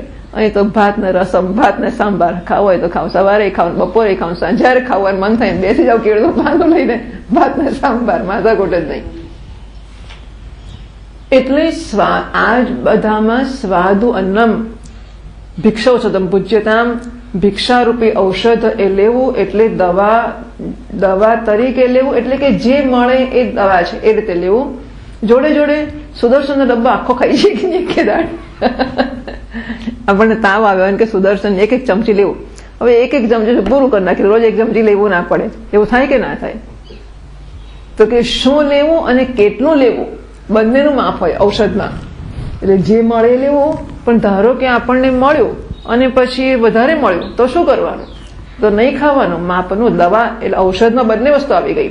ખારું, ખાટું, કડવું, તીખું જે મળે એ ખાવાનું, અને માપનું જ પેટમાં આપણને લાગે કે હવે સાંજ લગીને વાંધો નહીં આવે કે કાલ સુધી ચાલશે એટલું ખાવું. ઓછું ખાવાથી પણ ઊંઘ આવી જાય, વધારે ખાવાથી પણ ઊંઘ આવી જાય. એટલે જે કરવાથી શરીર સાધના માટે અનુકૂળ રહે એ કરવું. દાડામાં 10 વાર ખાવું પડે તો 10 વાર ખાવું. એ અત્યારના આપણા શરીરને ધ્યાનમાં લઈને કહું છું. એ શરીરો તો આ રીતે જ જન્મીને ઉછર્યા હોય, એટલે એ લોકોને આવી તકલીફોનો પ્રશ્ન જ નથી આવતો. સુક્ષુત વ્યાધિષ્ટ ચિકિત્સતામ પ્રતિદિનમ ભિક્ષૌષધમ પૂજ્યતામ. ભિક્ષારૂપી ઔષધનો રોજ ઉપયોગ કરવો, ક્ષુધારૂપી વ્યાધિ છે એની નિવૃત્તિ કરવી, જેથી કરીને ભગવાનનું ભજન સારી રીતે થઈ શકે. પણ હવે ભિક્ષા લઈને આપણે ખાતા હોઈએ તો એવું છે કે દવામાં તો ચોક્કસ કડવી દવા પીએ તો જ તાવ મટે, બરાબર ને? એટલા માટે આપણે કડવી દવા લેવી પડે. પણ ખાવામાં એવું ખરું કે કડવું જ ખાઈએ તો પેટ ભરાય, કે મીઠાઈ ખાઈએ તો પેટ ના ભરાય, ફરસાણ ખાઈએ તો પેટ ના ભરાય, ગુજરાતી દાળ ભાત ખાઈએ તો પેટ ના ભરાય કે નહીં? તો પછી અમારે ક્ષુધાની નિવૃત્તિ માટે દવાની જેમ જે મળે તે ખારું, ખાટું, તીખું ખાઈ લેવાની, કે મોડું મળે ધારો કે ફિક્કું મીઠા વગરનું, એવું ખાવાની શી જરૂર? જો તાવ આવતો હોય તો એ એવો રોગ છે કે કડવી દવાથી જ દૂર થાય છે. જ્યારે ભૂખરૂપી રોગ છે એ કડવી દવાથી જ દૂર થાય એવું નથી. એ તો સરસ સ્વાદિષ્ટ ભોજન ખાઈએ તો એનાથી પણ એ રોગની નિવૃત્તિ થાય છે. તો સ્વાદિષ્ટ ખાવામાં વાંધો ખરો? ખરી વાત છે કે નહીં? સમજાય છે? રોગને માટે તો જરૂરી છે કે કડવી કે જે કઈ દવા આપી હોય એ જ ખાવી પડે. જ્યારે આને માટે એવું નથી. અમે ભિક્ષામાં 5-25 વસ્તુ મળી હોય એમાંથી પસંદ કરીને મીઠાઈ ને ફરસાણ ને સરસ મજાનું ખાઈએ અને પેલું બાફેલું છોડી દઈએ તો એ પેટ તો ભરાશે જ ને. તેવું કરાવવા કશું ખોટું ખરું? એટલે કહે છે સ્વાદુ અન્નમ ન તુ યાચ્યતામ. સ્વાદિષ્ટ અન્નની માંગણી ન કરવી. એટલે આપણે એક સ્વામીજી પહેલાના જમાનામાં કહેતા હતા કે જુનાગઢ, કદાચ અહીંયા બધાના ઘરમાં હશે એવું મને ખબર નથી, પણ કે જુનાગઢમાં હતા ને ભિક્ષા માંગવા જાય ને તો ત્યાં કંઈક એવું હોય છે કે દરેક ઘરમાં એવી વ્યવસ્થા હોય કે સોમવારે શું બનાવે, મંગળવારે શું બનાવે, બુધવારે શું બનાવે, ગુરુવારે શું બનાવે, શુક્રવારે શું બનાવે, શનિવાર, રવિવાર, એટલે કયા વારે ખરું એવું ખરું ને? હા, બરાબર. હા દાળ પણ અલગ અલગ. બરાબર છે. એટલે એવું કે કયા દિવસે શું બને એ નક્કી હોય. એટલે 5-25 આંટા મારે ખબર પડી ગઈ કે આને ઘેર આ દિવસે આ દાળ બની હશે, આને ઘેર આ દિવસે આ દાળ બની હશે. એટલે પછી શું થાય કે આપણે જયારે જે દાળ ખાવીએ ત્યારે એ ઘેર પહોંચી જવાનું. અનુભવતી ભિક્ષાંદેહી. હવે એ લોકો ઓળખી ગયા હોય કે આ મહારાજને આપણે દાળ બહુ ભાવે છે, તે બિચારા પ્રેમથી આપણને ખુશ થઈને આપે, એમનું તો પુણ્ય થાય. પણ આપણું શું થશે? આપણો સ્વાદ હશે એ ઉમેરાતો જશે, વધતો જશે, ઓછાતો જશે. એટલા માટે ચોક્કસ ઘરમાં આમ તો મહાત્માઓ કહે છે કે એક ઘરમાં એકથી બીજી વાર માગવી જ નહીં. જે ઘરમાં એક વાર ગયા એ ઘરમાં જવું ને પછી નવા ઘેર જવું, પછી નવા ઘેર, પછી નવા ઘેર. મહારાજ શ્રી કહે છે બ્રહ્માનું પણ ઘર હોય, એકથી બીજી વાર ના માગવું. એકથી બીજી વાર માગીએ એટલે એક તો સ્વાદ તો વધે જ વધે, પણ ઓબ્લિગેશન પણ ચડે છે. એક વાર તમને સાધુ સમજીને આપી દે, બીજી વાર તમારા ઉપર દયા કરીને પણ આપે, અને જોડે જોડે યાદ રાખે કે આટલી આટલી વખત ભિક્ષા ખવડાવી છે તો એક દાડ આપણને આશીર્વાદ તો આપશે જ ને, આપણું કામ તો કરશે જ ને. એટલે સુધી કે લોકો તમે સાધુ તમારા આશ્રમ બાજુમાં એક ગૃહસ્થ રહેતા હોય જે તમારી સેવા કરતા હોય, પછી એ બહાર છોકરું જરા સાચવજો ને, સાચવવું પડે તમારે. ક્યાં જાઓ? કારણ કે તમે ખાવ છો એના રોટલા. હું એક જગ્યાએ આશ્રમમાં રહેતી હતી બહુ વર્ષો પહેલા, તો ચોકીદાર આખો બંગલો આખો એક આશ્રમ હતો, પણ એ આખો આશ્રમનો બંગલો જ હતો, એટલે ખાલી હતો. નીચે એમનો એક હોલ હતો અને ઉપર 2-3 રૂમ અને અગાશી. એટલે એક રૂમમાં હું રહેતી હતી, બસ એટલું હું જ એકલી જ હતી. અને આખા બંગલાના કમ્પાઉન્ડમાં એક ચોકીદાર, એનું કુટુંબ, એની પત્ની ને બાળકો રહે. એટલે એ લોકો પણ બિચારો સરસ માણસ, એટલે મારે માટે ટિફિન લાવી આપે ને પછી ટિફિન લાવતા ઘણી વાર દાળ ઢળી જાય રસ્તામાં. પેલું ભરૂચમાં રસ્તા બહુ આમ ખાડા ટેકરાવાળા, અથવા ટિફિન ના આવ્યું હોય તે મને કે હું બાજુમાંથી માગી લાવું. એ બધી બહુ સરસ માણસ, ફોર નો રીઝન આપણે ઓળખી તો નહોતો. પછી એ લોકો એવું કરે કે એમનું છોકરું મારા રૂમની બહાર મૂકીને 2 જણા જતા રહે બહાર. એટલે મારે શરૂ કરવું પડે કે હું બહારનું બંધ રાખું. એટલે હું કહું છું કે આ તમે જો કોઈકની મદદ લીધી અને એકથી બીજી વાર લીધી, તે છોકરા રમાડવા આપી જ જાય તમને. તમારે છોકરા બધું જ કરવું પડે, કંઈક પણ. જરા આટલું કરજો ને, જરા પેલું કરજો. આપણને એમ થાય કે રોજ એના રોટલા ખાઈએ તો આટલું તો કરવું જ પડે. એટલે એક ઘેર એકથી બીજી વાર મદદ લેવી જ નહીં. એઝ બેસ્ટ એઝ પોસિબલ આ બધું ટાળવું જ જોઈએ. કોઈ પણ મોટા ભાગના મહાત્માઓ બિચારા પ્રેશરમાં ને પ્રેશરમાં, આજે અહીં ગયા ને કાલે ત્યાં ગયા, લોકોની ગાડીઓ વાપરો, લોકોના ઘોડા વાપરો, લોકોની વસ્તુઓ વાપરો, એટલે લોકો તમારો ઉપયોગ કરવા ના જ. અને એટલે પછી એનીવે હવે એ તો પરસ્પર હશે ભાઈ, સાધુઓની વાસનાઓ પણ હશે કે એમને મળતું હશે અને વોટ એવર. પણ આ બધા ઇમોશનલ એક્સપ્લોઇટેશન આવું થતું જ હોય છે. અને એટલા માટે ટિપિકલ કે આઈડિયલ સાધુ કે સાધકની વાત કરીએ તો એણે ભિક્ષામાંથી સ્વાદ લેવાનો પ્રયત્ન ના કરવો જોઈએ. અને સ્વાદુ અન્ન માગવું ખાસ, કે આજે તો મીઠાઈ મળે, ધારો કે મોઢેથી ના માગે, પણ અંદર કલ્પના કરે કે આ બહુ દાળથી મીઠાઈ મળી નથી, બહુ દાળથી મગજ તો ચાખ્યો નથી, બહુ દાળથી પેલું તો આનો સ્વાદ જ ભૂલી ગયો કેવો હતો, હવે મળે તો જરા આપણને યાદ રહે કે કેવું હતું. આવું અંદર ચાલતા આપણે સ્વામીજી મહારાજ કે ઘરમાં પત્નીએ સરખી સમયસર ચા ના કરી આપી, મગજ જતું રહ્યું અને બિના ટિકિટ ઋષિકેશ પહોંચી ગયા, સાધુ થઈ ગયા. અન્ન ક્ષેત્રમાં સવાર રોટી દાળ મળે, સાંજે દાળ રોટી મળે, સવાર રોટી દાળ ને સાંજે દાળ રોટી. હવે અંદર તો ઢોસા ને બધું યાદ આવતું હોય, એટલે રોટી દાળ ખાઈને ઉપર ઘેરો ઢોસા નો કરે. એટલે આ બધું તો ચાલ્યા જ કરે. વિષયા વિનિવર્તન્તે નિરાહારસ્ય દેહિનઃ રસવર્જમ. તો જ્યારે આપણે વિષયોથી અંતર ઉભું કરીએ ત્યારે વિષય તો દૂર થઈ ગયો, ખાવાનું બંધ કર્યું, બહાર ગયા, આશ્રમમાં ગયા, એટલે પછી જે મળતું હોય તે જ ખાવાનું હોય. પરંતુ અંદર રસવર્જમ, રસ રહી ગયો હોય છે. અને એ રસ એવી ચૂપકીદીથી કામ કરતો હોય કે આપણને આમ ખબર ના પડે એવી રીતે પ્રેરે. અને કશીક વસ્તુ ખાવા માટે, કોઈ યજમાનને ખુશ કરવા માટે, કઈ જે પીરસનારો હોય એને મસ્કા મારીએ, આપણે ભાઈબંધી કરી રાખીએ પીરસનારાઓ જોડે કુશળતાપૂર્વક. અને આપણને કલ્પના જ ના હોય કે આપણે એવું કરીએ છીએ, ઇવન આપણને ખબર ના હોય, લેટ અલોન બીજાને તો ખબર ના જ હોય, પણ આપણે પણ સમજીને આપણા ધ્યાનમાં જ ના આવ્યો કે હું આવું કરું છું. આપણે ખરેખર પ્રામાણિક હોઈએ તો કોઈ કહેત આપણને સમજમાં આવે કે આ વાત તો સાચી છે. હા, હું કેમ આ છોકરી જોડે પીરસનાર, ધારો કે અમુક બ્રહ્મચારિણીઓ હોય કે વોટ એવર, તો આની જોડે કેમ હેલો વધારે કહું છું.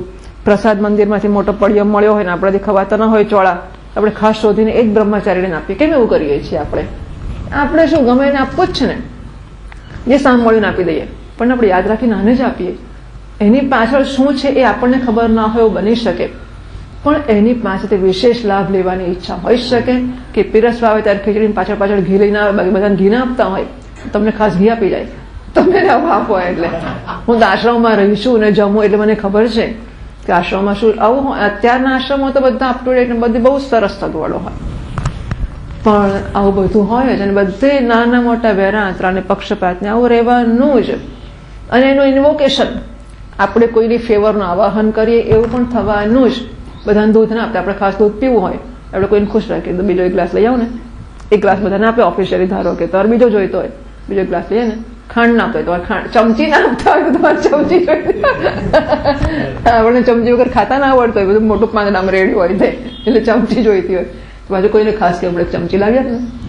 ટૂંકમાં સ્વાદુ અન્નમ ન તો યાચ્યતા, સ્વાદિષ્ટ અન્ન મેળવવાની ઈચ્છામાં ન પડવું, માગવું નહીં, બહારથી તો નહીં, મનથી પણ ના માગવું. ઘણા બધા લોકો હોય છે કે પોતાના ઘરમાં પણ જમતા હોય ત્યારે એ એકવાર જો મીઠું રહી ગયું હોય તો માગતા નથી હોતા. એવા ઘણા લોકો જાણું છું, ઘણાની તો કેટલાક તો હોય છે. અને ઘણા બધા લોકોને જરાક આમ હોય કે જરાક તેમ હોય તો ચાલે જ નહીં, બધું આમ. એ તો ભગવાન મને લાગે ના કરી શકે રોજ સરખા સ્વાદનું, થોડું આગું પાછું થયા જ કરે ને. આવા લોકો કોઈ ખુશ થઈ જ ના શકે જેમને સ્વાદ ઉપર ખુશીનો આધાર હોય. અહીં કહે છે મધુકરમ અસંકૃપ્તમ પ્રાક પ્રણીતમ અયાચિતમ તાત્કાલિકમ ચ ઉપપન્નમ ભૈક્ષમ પંચવિધમ સ્મૃતમ. મધુકરી કરીને લઈ આવ્યા હોય, ભિક્ષા માગીને, એટલે થોડું થોડું બધા. એ પણ નક્કી છે કે 5 કે 7 ઘેર જ માગવું, આખો માગ કરવાનું નહીં. એટલે 7 ઘરમાંથી ના મળ્યો તો પછી પાણી પીને સુઈ જવાનું, પછી કઈ ભગવાનની એવી ઈચ્છા કરી ઉપવાસ કરવાનો છે. સંકલ્પ કરવો કે આમ મળે તો સારું, સંકલ્પ ના કરવો. પ્રાક પ્રણીતમ માગવા નીકળીએ એ પહેલા આપણી પાસે કંઈ આવી ગયું હોય, અયાચિતમ માગ્યા વગર આવી ગયું હોય, તાત્કાલિકમ ચોપન્નમ અથવા તાત્કાલિક આપણે આમ હજુ જમવા નીકળવાના છે ને આવીને ઉભું રહી ગયું, આવું કંઈક હોય. આ બધાને ભિક્ષા કહેવામાં આવે છે. એટલે માગવા જઈને મળે એવું જ નથી, પણ આપણા પ્રયત્ન વગર, સંકલ્પ વગર, ઈચ્છા વગર આવીને ઉભું રહી જાય ભિક્ષા નિવૃત્ત, અને આવતું હોય છે. એ પણ ખાતરી રાખવી જોઈએ કે સાધુઓ જ્યારે જંગલોમાં જઈને, મેં આવા પણ અનુભવો કર્યા છે. એટલે એકંદરે હું વાંચીને કે સાંભળીને નથી બોલતી, મોટા બધી જ વસ્તુઓ મેં અનુભવેલી છે, બધું જ. કે તમે ભૂખ્યા ને ભૂખ્યા છો તો અજાણ્યા માણસને એમ થઈ જાય કે આપણે આ શું ખાશે. હું તો વર્ષો પહેલાની, બહુ જ વર્ષો પહેલાની વાત કરું છું, પણ ત્યારે અજાણ્યો માણસ આવીને ઉભો રહી જાય કે તમે શું ખાશો. રસોડામાંથી આપણને ક્યાં આપ્યું ના, જ્યાં રસોડાઓ જાત જાતના હોય, આશ્રમોના રસોડા એટલે શું સમજો છો, એટલે તમને આપેલું લઈ લે પાછું, બધું જ કરી શકે. કારણ કે ત્યાં પાછા ટ્રસ્ટીઓ હોય, ટ્રસ્ટીઓની પત્ની હોય, જાત જાતના વર્તનો, જાત જાતની ઈર્ષાઓ, સ્પર્ધાઓ, બધું જ હોય. એટલે વગર માગે પણ ભગવાન લાવીને મૂકી જ દે. ભગવાનને કોની મારફતે મોકલે, આખર તો ભગવાન મોકલે છે ને. અને યોગક્ષેમમ વહામ્યહમ, એ ખાવાનું યોગક્ષેમનું વહન પણ કરે જ છે. એટલે આવું તેવું આવીને ઉભું રહે, બધું ભિક્ષામાં જ ગણવું જોઈએ. એટલે માગવા ના ગયા હોય તો પણ આવીને ઉભું રહેતું હોય તે ભિક્ષાઓ છે. પેલો જે રસ રહી ગયો હોય ને, રસવર્જમ, એ રસની નિવૃત્તિ, રસની પૂર્તિ માણસ પછી ભિક્ષામાંથી કરે. બીજું શું થાય છે કે આશ્રમમાં ગયા તો શબ્દ, સ્પર્શ, રૂપ, રસગંધ. તો શબ્દ અત્યારના આશ્રમોમાં તો ટીવી ને બધું જ હોય, પરંતુ ટિપિકલ આશ્રમોમાં, આપણે મુંબઈમાં પહેલું નાટક કર્યું તો કોઈક સંન્યાસી બબડ્યા કે નૃત્ય તો સંન્યાસીઓથી જોવાતું હશે. એક સંન્યાસી બહુ સ્ટેન્ડર્ડ છે, એ નાટક જોવા જ ના આવ્યા, કે ઓડિટોરિયમમાં નાટક જોવા સંન્યાસીથી જવાય જ નહીં, ભરણ શંકરાચાર્યનું હોય. એટલે શબ્દ ઉપલબ્ધ અત્યારે થઈ ગયા આશ્રમોમાં, કે બધા આશ્રમોમાં નૃત્ય પણ હોય. નૃત્ય એટલે પછી આપણે સારા પ્રકારના નૃત્ય, પણ નૃત્ય હોય, એની જોડે સંગીત હોય, એટલે આપણને જાત જાતનું સરસ સાંભળવાનું મળે. ટીવી ને બધું તો હોય જ, ક્રિકેટ મેચ ને બધું જોતા જ હોય. સ્પર્શ, હવે સ્ત્રીનું સુખ એકથી બચતા હશે કદાચ. રૂપ તો સરસ જોવાનું, ટીવીમાં જાત જાતની વસ્તુઓ જોતા હશે. રસ અને ગંધ, પણ જે ટિપિકલ આશ્રમો હોય ત્યાં શબ્દ ના હોય, સ્પર્શ ના હોય, રૂપ ના હોય, ગંધ ના હોય. બાકી શું? રસ. એક જ ઇન્દ્રિય બાકી રહી કે જેની પૂર્તિની છૂટ છે. એટલે બધી ઇન્દ્રિયોના જે કામ હોય ને એ બધા રસમાં આવીને બેસી જાય, અને એના દ્વારા બધાની પૂર્તિ કરવાની હોય. અને એટલે પછી ભંડાર, અને ત્યાં ભંડારાનું થતું સાધુઓને આપવાની. હવે તો બધા અન્ન ક્ષેત્રો થઈ ગયા, કાલી કમલીવાલા જે શરૂ થયો એટલે અન્ન ક્ષેત્રો, ભંડારા, જાત જાતની વસ્તુઓ. અને એટલા માટે હવેના જમાનામાં અત્યારે ભિક્ષાઓ માગવાની એટલી સગવડ, ભિક્ષા માગવાના જે લાભ હતા એનાથી વંચિત રહ્યા. જોડે જોડે ભિક્ષા માગવામાં આખો દાડો પૂરો જ થઈ જાય માણસનો. સવારથી માંડીને બિચારો માગ કરે તો ક્યાં પાર આવે એનો. એટલે પછી એ બધી વસ્તુઓ જતી રહી. જોડે જોડે હું એવું સમજુ છું કે બહુ સારી વસ્તુ હતી, એટલા માટે કે આખો દાડો ચોપડે લઈને બેસો એટલે કે આત્મચિંતન કરીએ એવું નથી થતું હતું. ખરેખર સમાધિમાં જે રહી શકે છે માણસ એની જુદી વાત છે.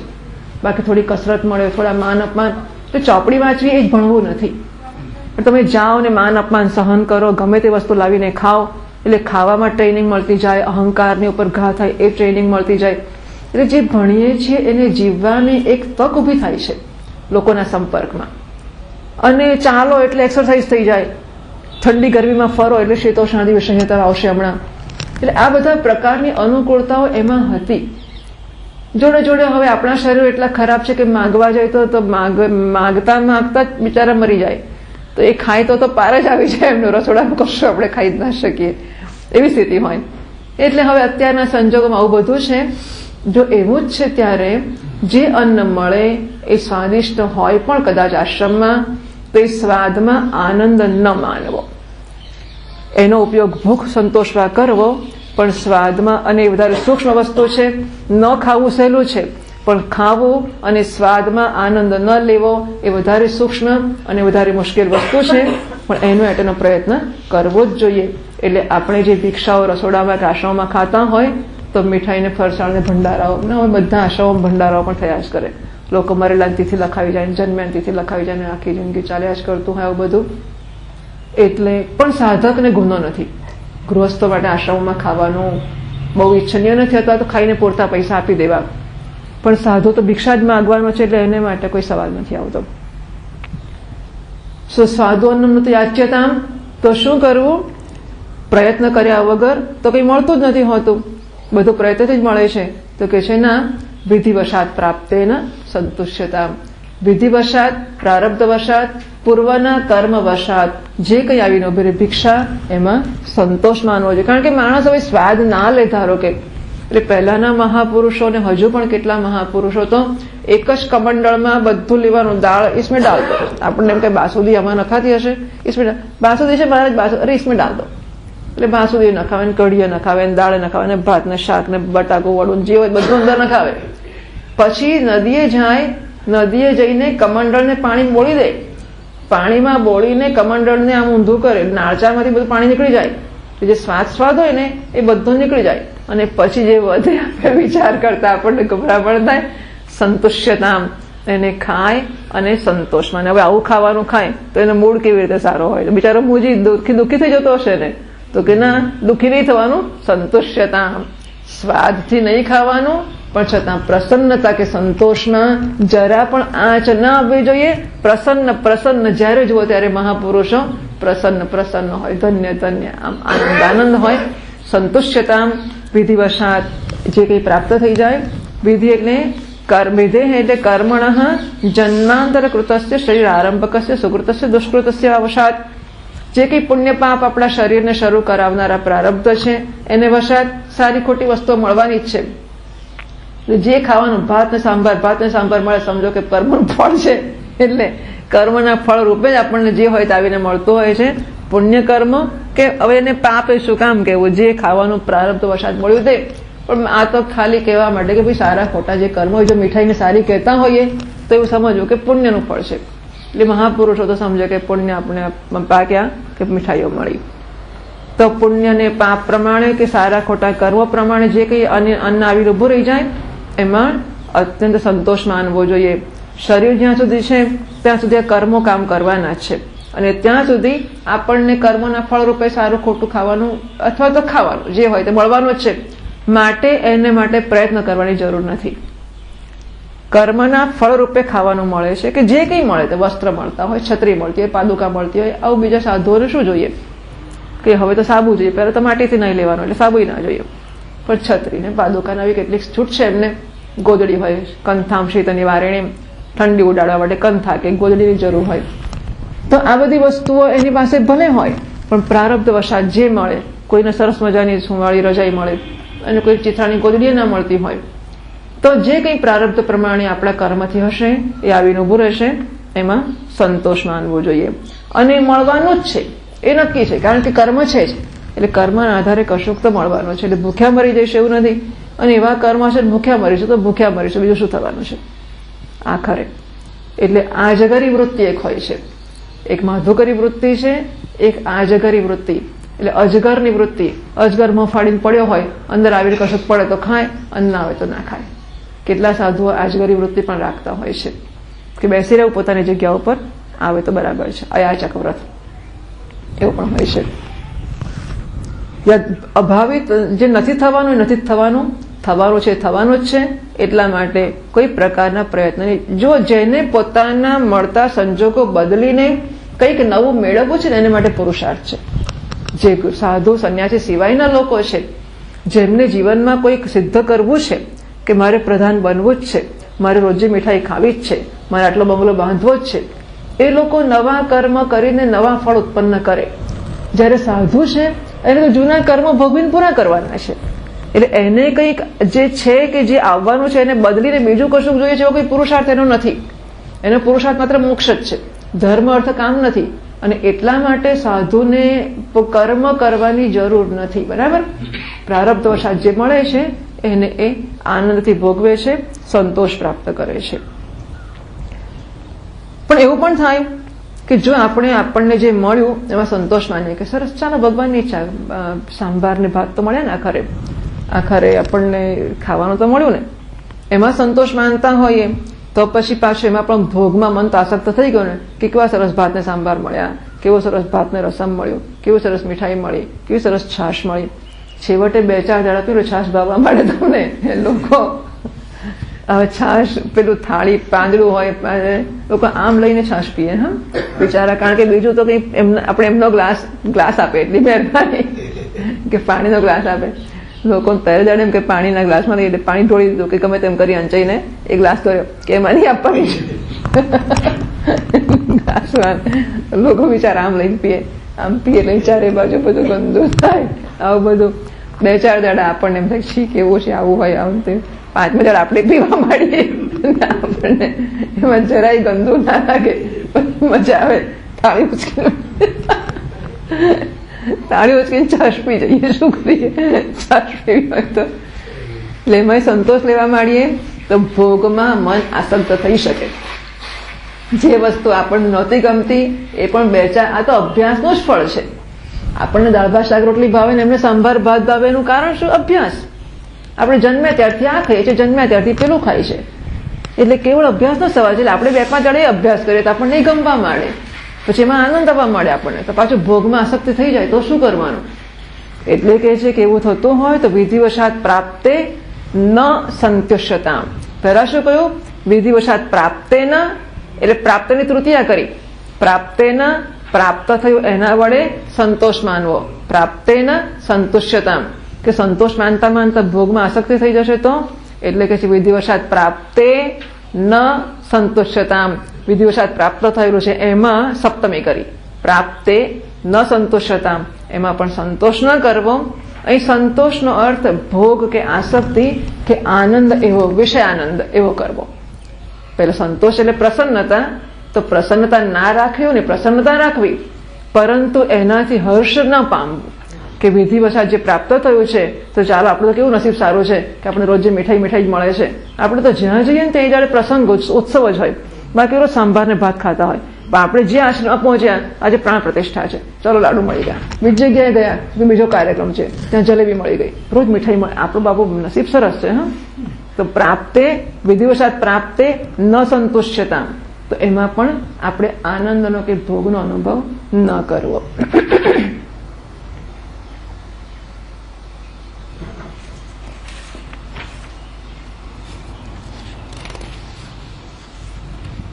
પછી શીતોષ્ણાદિ વિષયતા એવું છે ને,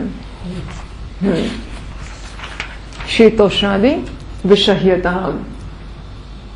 તો ભલે હવે દૈવાદ આગત અન્નપાનાદિ લાભ નિમિત્ત હર્ષ વિષાદ અભાવ પ્રારબ્ધ પ્રમાણે આપણને જે કંઈ ખાવા પીવાનું મળે અન્નપાન એમાં હર્ષ કે ખેદ આપણે ના કરીએ અને આપણે એનો સહન કરી લઈએ ભલે એટલે ભોજનની બાબતમાં આપણે બહુ ચિકાશમાંથી બહાર આવી જઈએ બને એવું કરીએ પણ ઠંડી ગરમીથી તો આપણને તકલીફ પડે જ ને હવે અહીં શું છે પેલા સાધકને પોતાનું મન બ્રહ્મચિંતનમાં એકાગ્ર કે નિશ્ચળ કરવું છે હવે કરવામાં ક્યાં ક્યાં વાંધો પડી શકે તો ભૂખ લાગશે તો શું તો કે ભીખ માગીને ખાઈ લેવું અને એમાં સ્વાદિષ્ટમાં કે ભોગમાં ના પડવું એટલે નિશ્ચળતા મનની જાળવવી એ પ્રકારે શરીરને પોષણ જરૂર પૂરતું અનિવાર્ય એટલે આપી લેવું પણ ટાળવાય તો શું કરવાનું તો પાછું ટાળનું ચિંતન થાય કે નહીં તો બ્રહ્મનું ચિંતન કેવી રીતે થાય એટલે કે શીતોષ્ણાદિ વિશેષતા શીતોષ્ણ વગેરે આવે એને સહન કરવા જોઈએ એટલે જરાક ઠંડી લાગીને સ્વેટર પહેર્યા અને જરાક ગરમી લાગીને આમ ચાલુ કરી દીધું આ બધામાં બહુ ના પડવું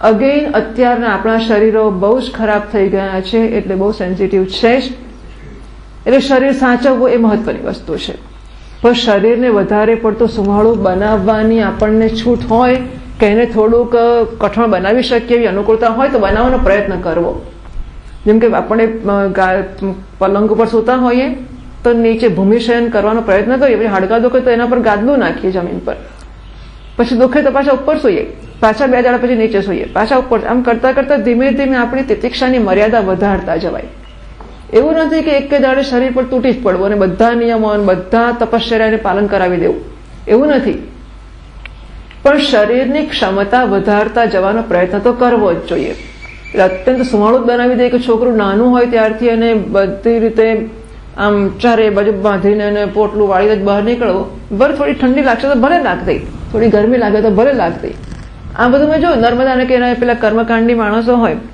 એટલે એમનું છોકરું કપડાં વગરનું જ હોય નાનું નદી બોળીને કાઢી આપે એને કશું થાય જ નહીં એ પહેલેથી આવું જતું જ ઉછર્યું હોય પેલું અડકવાની જાત જતી ચિંતા હોય ને એટલે કપડાં પહેરાવે જ નહીં અને નદી બોળી લે લઈ લીધું એને તો આપણા છોકરાને જરાક પાણી અડકે ને નાકમાંથી શરદી થવા મળે અને આપણે એને તેવ જ પાડી હોય એવી પાણીને અડકો નહીં માદા પડી જવાય આ લોકોને કશું નથી થતું ત્યાં શૃંગેરી આશ્રમની અંદર અમે લોકો તો એવા થતા હોઈએ ઠંડી લાગે આપણને ત્યાં જેટલા માણસો હોય 500 માણસો હશે કે 1000 માણસો હશે એ પુરુષો બધા ધોતીનું વસ્ત્રવાળા બધા જ ધોતીનું વસ્ત્રવાળા પછી આવું પહેરીને તો નીકળે જ નહીં આશ્રમમાં અને આશ્રમ મોટો બહુ જ મોટો આશ્રમનો દરવાજો ચોકીદાર ઉભેલો ચંપલ કાઢી નાખવાના હવે આપણે તો ઠંડીમાં મોજા બોજા કે ચંપલ પહેરી તોય ઠરી જઈએ એવું તે બધા જ લોકો ચંપલ વગર ફરે એમને કશી તકલીફ જ ના પડે સ્વેટર કે શાલનો તો સવાલ જ નહીં આ ધોતીઓ આમ ઉપર ઓઢ્યું અને ચાલ્યું બધા લોકો તો એનું શું કારણ એ લોકો ટેવાયા છે એટલે જ ને એવું કંઈ બીજું નથી કે એમના કંઈ શરીર જુદા બન્યા છે અને આપણા કરતા સરસ ખાય છે એવું કહો છો એમના ખામ ઘીનો છાંટો લાગતો નહોતો મીઠાઈઓ ઘીવાળી ના હોય એમની તો આ ભાત ને રસમ ખાઈ કે શરીરો બન્યા છે એમના અને છતાં બધી ઠંડી સહન કરી શકે છે એટલી ગરમી પણ ખરી ત્યાં જેટલી ઠંડી છે એટલી ગરમી છે કારણ કે ત્યાં બધા લોકો છત્રી લઈને જ ફરતા હોય કાં તો વરસાદ હોય કાં તો ગરમી હોય જ બધી વિપરીતતાનો સામનો કારણ કે આપણા શરીરને ટેવ પાડી છે એટલે આપણા શરીરોને પણ શક્ય હોય તો હવે અત્યારે શરૂ કરીએ ત્યારે બહુ વિવેકપૂર્વક કરવું આપણા બાળકો કે નાના હોય એમને માટે તો કાળજી રાખવી જ અહીં જે સાધકની વાત છે ગુરુકુળમાં ગયો છે તો ગુરુકુળમાં ગયા પછી શીતોષ્ણ પંખા ને બધું તો ક્યાં એ જમાનામાં હતું પણ ગુરુકુળ એટલે ઠંડક હોય એકંદરે જોડે જોડે જીવડાઈ નીકળતા હશે ને વાઘ વરુણ મચ્છ બધું આવતું હશે ને આશ્રમ હોય ને જંગલ હોય એટલે શું તો શીતોષ્ણાદિ વિષયતા એટલે શીતોષ્ણ એ તો શરીરના સ્તર ઉપર તિતિક્ષા અને તિતિક્ષા કહેવાય એટલે માત્ર શરીર જ નહીં સમજી લેવું કે શરીરની સાથે મનના સ્તર ઉપર સુખ દુઃખ પણ સહન કરતા શીખી જવું બુદ્ધિના સ્તર ઉપર માન અપમાન પણ સહન કરતા શીખી જવું અહંકારના સ્તર ઉપર અહંકાર ગવાય કે અહંકાર પોષાય તો એને પણ સહન કરતા શીખી જવું સહનમ સર્વ દુઃખાનામ અપ્રતિકાર પૂર્વકમ ચિંતા વિલાપ રહિતમ સા તિતિક્ષા નિગદ્યતે સર્વ દુઃખાનામ દુઃખ એટલા માટે ઘણીવાર તો સુખ સહન કરવું વધારે અઘરું હોય છે દુઃખ સહન કરી પણ સુખ આવી પડે બહુ સુખ તો એમ માણસો ધરી જાય શું કરવું આટલા સુખનું એવું પણ થાય પણ એ દુઃખની વાત કરે છે કે દુઃખ હોય ત્યારે સહન કરવાનું બહુ અઘરું હોય છે લોકો રડે ને કકડાટ કરીને જાત જાતનું કરે તો તો કે સહનમ સર્વ દુઃખાનામ, જે કંઈ દુઃખ આવી પડે, અપ્રતિકાર એટલે દુઃખોનો સામનો કરવો કે દુઃખોને ટાળવા, એને માટેના કોઈ પ્રયત્નમાં પડવું જ નહીં. જેમ સુખ આવે છે એની જાતે અને જાય છે એની જાતે, એમ દુઃખ પણ આવે છે એની જાતે અને જશે પણ એની જાતે જ જશે. અને એટલા માટે દુઃખ એટલે કે અણગમતી પરિસ્થિતિ એટલે કે પ્રતિકૂળતા. શરીરનું દુઃખ હોય તો વ્યાધિ તરીકે હોય તો દવા કરવી, એની ના નથી. પણ ન ગમતા સંજોગો હોય, પ્રતિકૂળતા હોય ને આવું બધું હોય તો બહુ પડવું નહીં એની અંદર. જે કંઈ આવતું હોય આગતે સ્વાગતમ કુર્યાત, ગચ્છન્તમ ન નિવારેત, આવે તો આવવા દેવું અને જાય તો જવા દેવું. માત્રા સ્પર્શાસ્તુ કૌંતેય શીતોષ્ણ સુખ દુઃખદાહ આગમાપાયિનઃ અનિત્યાઃ તામ તિતિક્ષસ્વ ભારત. આ વિષયોની બધી વસ્તુઓ છે એ તો શીત ઉષ્ણ સુખ દુઃખદાહ, ઠંડી ને ગરમી ને સુખ અને દુઃખ ને બધું આપ્યા જ કરવાના છે. અને આગમાં પાઈ એ આવશે ને જતા રહેશે, કે ઠંડી આવીને રહ્યા જ કરશે, ગરમી આવીને રહે એવું કશું નથી. ઠંડી આવશે જતી રહેશે, ગરમી આવશે જતી રહેશે. આગમાં પાઈ ન અનિત્યાહ, આવું બધું છે. માટે એની સાથે સાથે તારા મનને વિક્ષિપ્ત ના થવા દઈશ. હું તો કહું છું ઠંડી લાગે સ્વેટર પહેરવું પડે તો પહેરીએ લેવું, શાલ ઓઢી પડે તો ઓઢીએ લેવી. બહુ ઠંડી કરવાની જરૂર નહીં. ટૂંકમાં ગરમી લાગતી હોય ને પંખાની કે કશાકની જરૂર હોય તો ભલે ચલાવવું, પણ પછી પાછું એવું કર્યા પછી આખો દાડો વાતો તેની જ કરે કે કેટલી ગરમી. હવે તને ક્યાં ગરમી લાગે છે? હવે તું તો એસી ચલાવીને બેઠો, પછી ગરમી શું કરે છે? તો એસી ચલાવ્યા પછી તો કમસે કમ મનને શાંત રાખીને ભગવાનનું ભજન કરી શકાય ને. એટલે ઠંડી ગરમીનો સામનો ધારો કે આપણે આપણા શરીરની જરૂરિયાત પ્રમાણે કોઈક અંશે કરવો પડતો હોય તો કરીને પણ મનને સ્વસ્થ રાખવું અને મનને આમના ચિંતનમાં જાજુ જોડવું નહીં. શીતોષ્ણાદિ વિષયતામ, એટલે શીત ઉષ્ણ કે માન અપમાન હોય કે ઠંડી ગરમી હોય કે સુખ દુઃખ હોય, અનુકૂળતા ને પ્રતિકૂળતા હોય, આ બધી વસ્તુઓને અમુક જ પ્રકારની હોવી જોઈએ. ટેમ્પરેચર ચોક્કસ પ્રકાર 25 ડિગ્રી રહેવું જ જોઈએ. જરાક 26 થાય તો 25 કરવું, 24 થાય તો 25 કરવું. હવે ઠીક છે, થોડું 5, 25, 50 અંશનું વેરિએશન રાખી શકે, આટલું થોડું આગુ પાછું હોય તો ચાલે. તો એને સહન કરવા અને તિતિક્ષા કહેવામાં આવે છે. એનો અર્થ એવો નથી કે જાતે હાલી ચાલીને ઠંડીમાં બેસવું અને ગરમીમાં બેસવું, એ તપશ્ચર્યા છે અને એનું પણ એક મૂલ્ય છે. પણ અહીં આપણને એમાં રસ નથી કે તપશ્ચર્યા કરીને શરીરને બરોબર તોડી ફોડી નાખવું. આપણો કોઈ રસ નથી. શરીર આપણે માટે દર વખતે ધ્યાન ખેંચનારું ના બની રહેવું જોઈએ. It has a nuisance value. જો શરીરની અમુક પ્રકારની કાળજી નહીં રાખવા હોય તો ન્યુસન્સ બનશે કે બધી જ વખતે થાકેલું જોઈએ. જ્યારે જુઓ ત્યારે થાકેલું, ઉઠે તોય થાકેલું, ઊંઘે તોય થાકેલું, ચાલે તોય થાકેલું, બેસે તોય થાકેલું. હવે આ શરીર તો ચાલે જ ના. એટલે શરીરને માટે આપણે સભાનતા રાખવી કે કોઈના પર ઉપકાર કરવાના છીએ કે એ શીખવા ગુરુજી પાસે જવાનો પ્રશ્ન જ નથી આવતો. આ વસ્તુ જાતે બહાર પતાવી લેવી જોઈએ. એને માટે ડોક્ટર લાવો કે વૈદ લાવો કે પણ હું શું કરું ને શું કરું, જે કરવું એ કરવાનું. એમાં શું કરે પ્રશ્ન જ નથી. એટલે આપણને એટલું ભાન તો હોવું જ જોઈએ.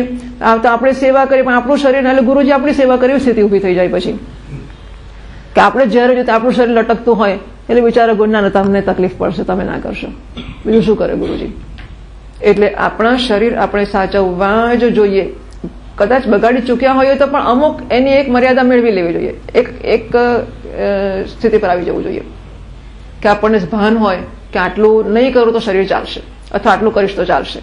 એવી સ્થિતિ ઓળખી લેવી જોઈએ કે આપણે એને ઠીક અંશે કાબુમાં રાખી શકીએ. એટલે શરીરની સભાનતા અત્યંત મહત્વની છે. એટલા માટે કે ન્યુસન્સ વેલ્યુ છે એની. It should not become a nuisance જે આપણને અટકી પડે. ભણવાની વખતે ભણવા ના દે, ખાવાની વખતે ખાવા ના દે, ઊંઘવાની વખતે ઊંઘવા ના દે. યાત્રા માણસ દર્શન કરવા માટે કેટલું ડ્રાઈવ કરે, કલાકોના કલાકો, અને જેવા મંદિરે પહોંચે ઠાકીને ઠૂસ ને સુઈ જાય કે સવાર 6 વાગે દર્શન. એ દર્શનનું જે થાય તે મારે આવવું નથી. હવે ખલાસ, હવે લાશ થઈને પડીએ કે પછી જવાની શક્તિ જ ના હોય. તો આપણા શરીરને એટલું વ્યવસ્થિત બનાવી જ દેવું પડે. અને એનાથી વધારે અગત્યનું નહીં ખાવું અગત્યનું નથી કે ખાવું અગત્યનું નથી, એટલે તો સમજ પડવી જ જોઈએ ને આપણને. આ કંઈ કહેવાની વસ્તુઓ છે. એટલે શરીર કેવી રીતે ચલાવવું એના વિશેના જ્યાં ચાલતા હોય ક્લાસ બાસ તો ચલાવી લેવા, ભણી લેવા ને ભણી લેવું. અને સંસ્કૃત ના આવડે તો ભણી આવવું, અંગ્રેજી ના આવડે તો ભણી આવવું. મને તો અંગ્રેજી જ તો ભણી લેવાનું. બહાર ઇંગ્લિશ સ્પીકિંગ ક્લાસીસ ચાલતા હોય, જ્યાં જે ચાલતું હોય તે જઈને કરી આવવાનું. એ બધી આનુષંગિક વસ્તુઓ છે. અને એને માટે કેવી રીતે સજ્જ થવું. જો મારે સાધના કરવી હોય તો સાધના માટે સજ્જ કેવી રીતે થવું? જેથી કરીને દુનિયાભરના બધા પરિબળો મને દરેક પરિબળ આવીને ઘોષપરવણો કર્યા કરે તો હું કેવી રીતે ભણી શકીશ કે સાધના કરી શકીશ? એટલે કોઈ પણ પરિબળ મને મારી નિષ્ઠામાંથી કે બ્રહ્મનિષ્ઠા કે બ્રહ્મના અભ્યાસની નિષ્ઠા, એ નિષ્ઠામાં અગવડરૂપ ના બને કે એમાંથી ચલિત ના અગવડરૂપ બને એટલે થોડા આપણે ચ્યુત થઈ જઈએ, આમ હાગા પાછા થઈ જઈએ અને વધારે થાય પછી ખસી જઈએ કે ચાલ આવતા જન્મે કરીશું, હવે આ જન્મ ગયો. તો એવા બધામાં આપણે ન જઈએ. એ પરિબળો આપણા પર એટલો મહાન પ્રભાવ ન પાડી શકે. એટલા તો સ્વસ્થ અને મજબૂત થઈ જ જવું પડે. શું કરીએ, ઘરમાં આવું છે, શું આ તો આ ઘરમાં રહીએ એટલે, બાકી તો આશ્રમમાં તો આવી ચિંતા જ નથી. પણ વોટ એવર, કે ટૂંકમાં બહારના પરિબળો આપણા ઉપર વશ ના જમાવી લે, કે એમનાથી આપણે નિયંત્રિત ના થઈ જઈએ. એટલી તો સ્વસ્થતા આપણી. મેં કહ્યું કે ભલે સ્વેટર 25 પહેરવા, આપણું શરીર ખરાબ છે અને ઠંડી લાગે તો પછી સ્વેટર રાખવા જોડે, પણ હું શું કહું કે એ તો કુલી કરવો, પૈસા ક્યાંથી લાવવો, જે કરવો એ મને ખબર નથી. ટૂંકમાં શી રીતે આપણને મેનેજ કરવા એ શોધી લેવું અને શરીરની સંભાળ રાખવી અને એને સાધનામાં શ્રેષ્ઠ રીતે, કારણ કે આખરે આ સાધના, જે ગાડી આપણને અહીંથી ત્યાં લઈ જવા કામ ના લાગે એને 5 લાખ ખર્ચીને લેવી, રોજ પોલિશ કરીને સાફ કરવી, એ ગાડી લેવાય ખરી આપણાથી? જે ગાડી આપણે જ્યારે અહીંથી એરપોર્ટ જવું હોય ત્યારે કે ગાડી તો નથી ચાલતી આજે, કેમ? હવે જો ગાડી આપણને ક્યાંક લઈ ના જતી હોય તો એને વસાવીને સાફ કરવીનો ઉપયોગ જ શું છે? એમ આ શરીર સાધન છે. શરીરનો બીજો કશો જ ઉપયોગ નથી. ખાવા પીવા, પહેરવા, ઓઢવા કે ભોગવવા માટે શરીર છે જ નહીં. શરીર માત્ર મોક્ષની પ્રાપ્તિ માટે જ છે, મનુષ્યનું શરીર. અને એને માટે શરીર ચલાવવું જ પડે, નહીં ચાલે તો ન્યુસન્સ બનશે. સો ન્યુસન્સ વેલ્યુ ઇટ ઇઝ કે શરીરની આપણે સંભાળ લઈએ અને એને ભોગનું સાધન ના બનવા દઈએ.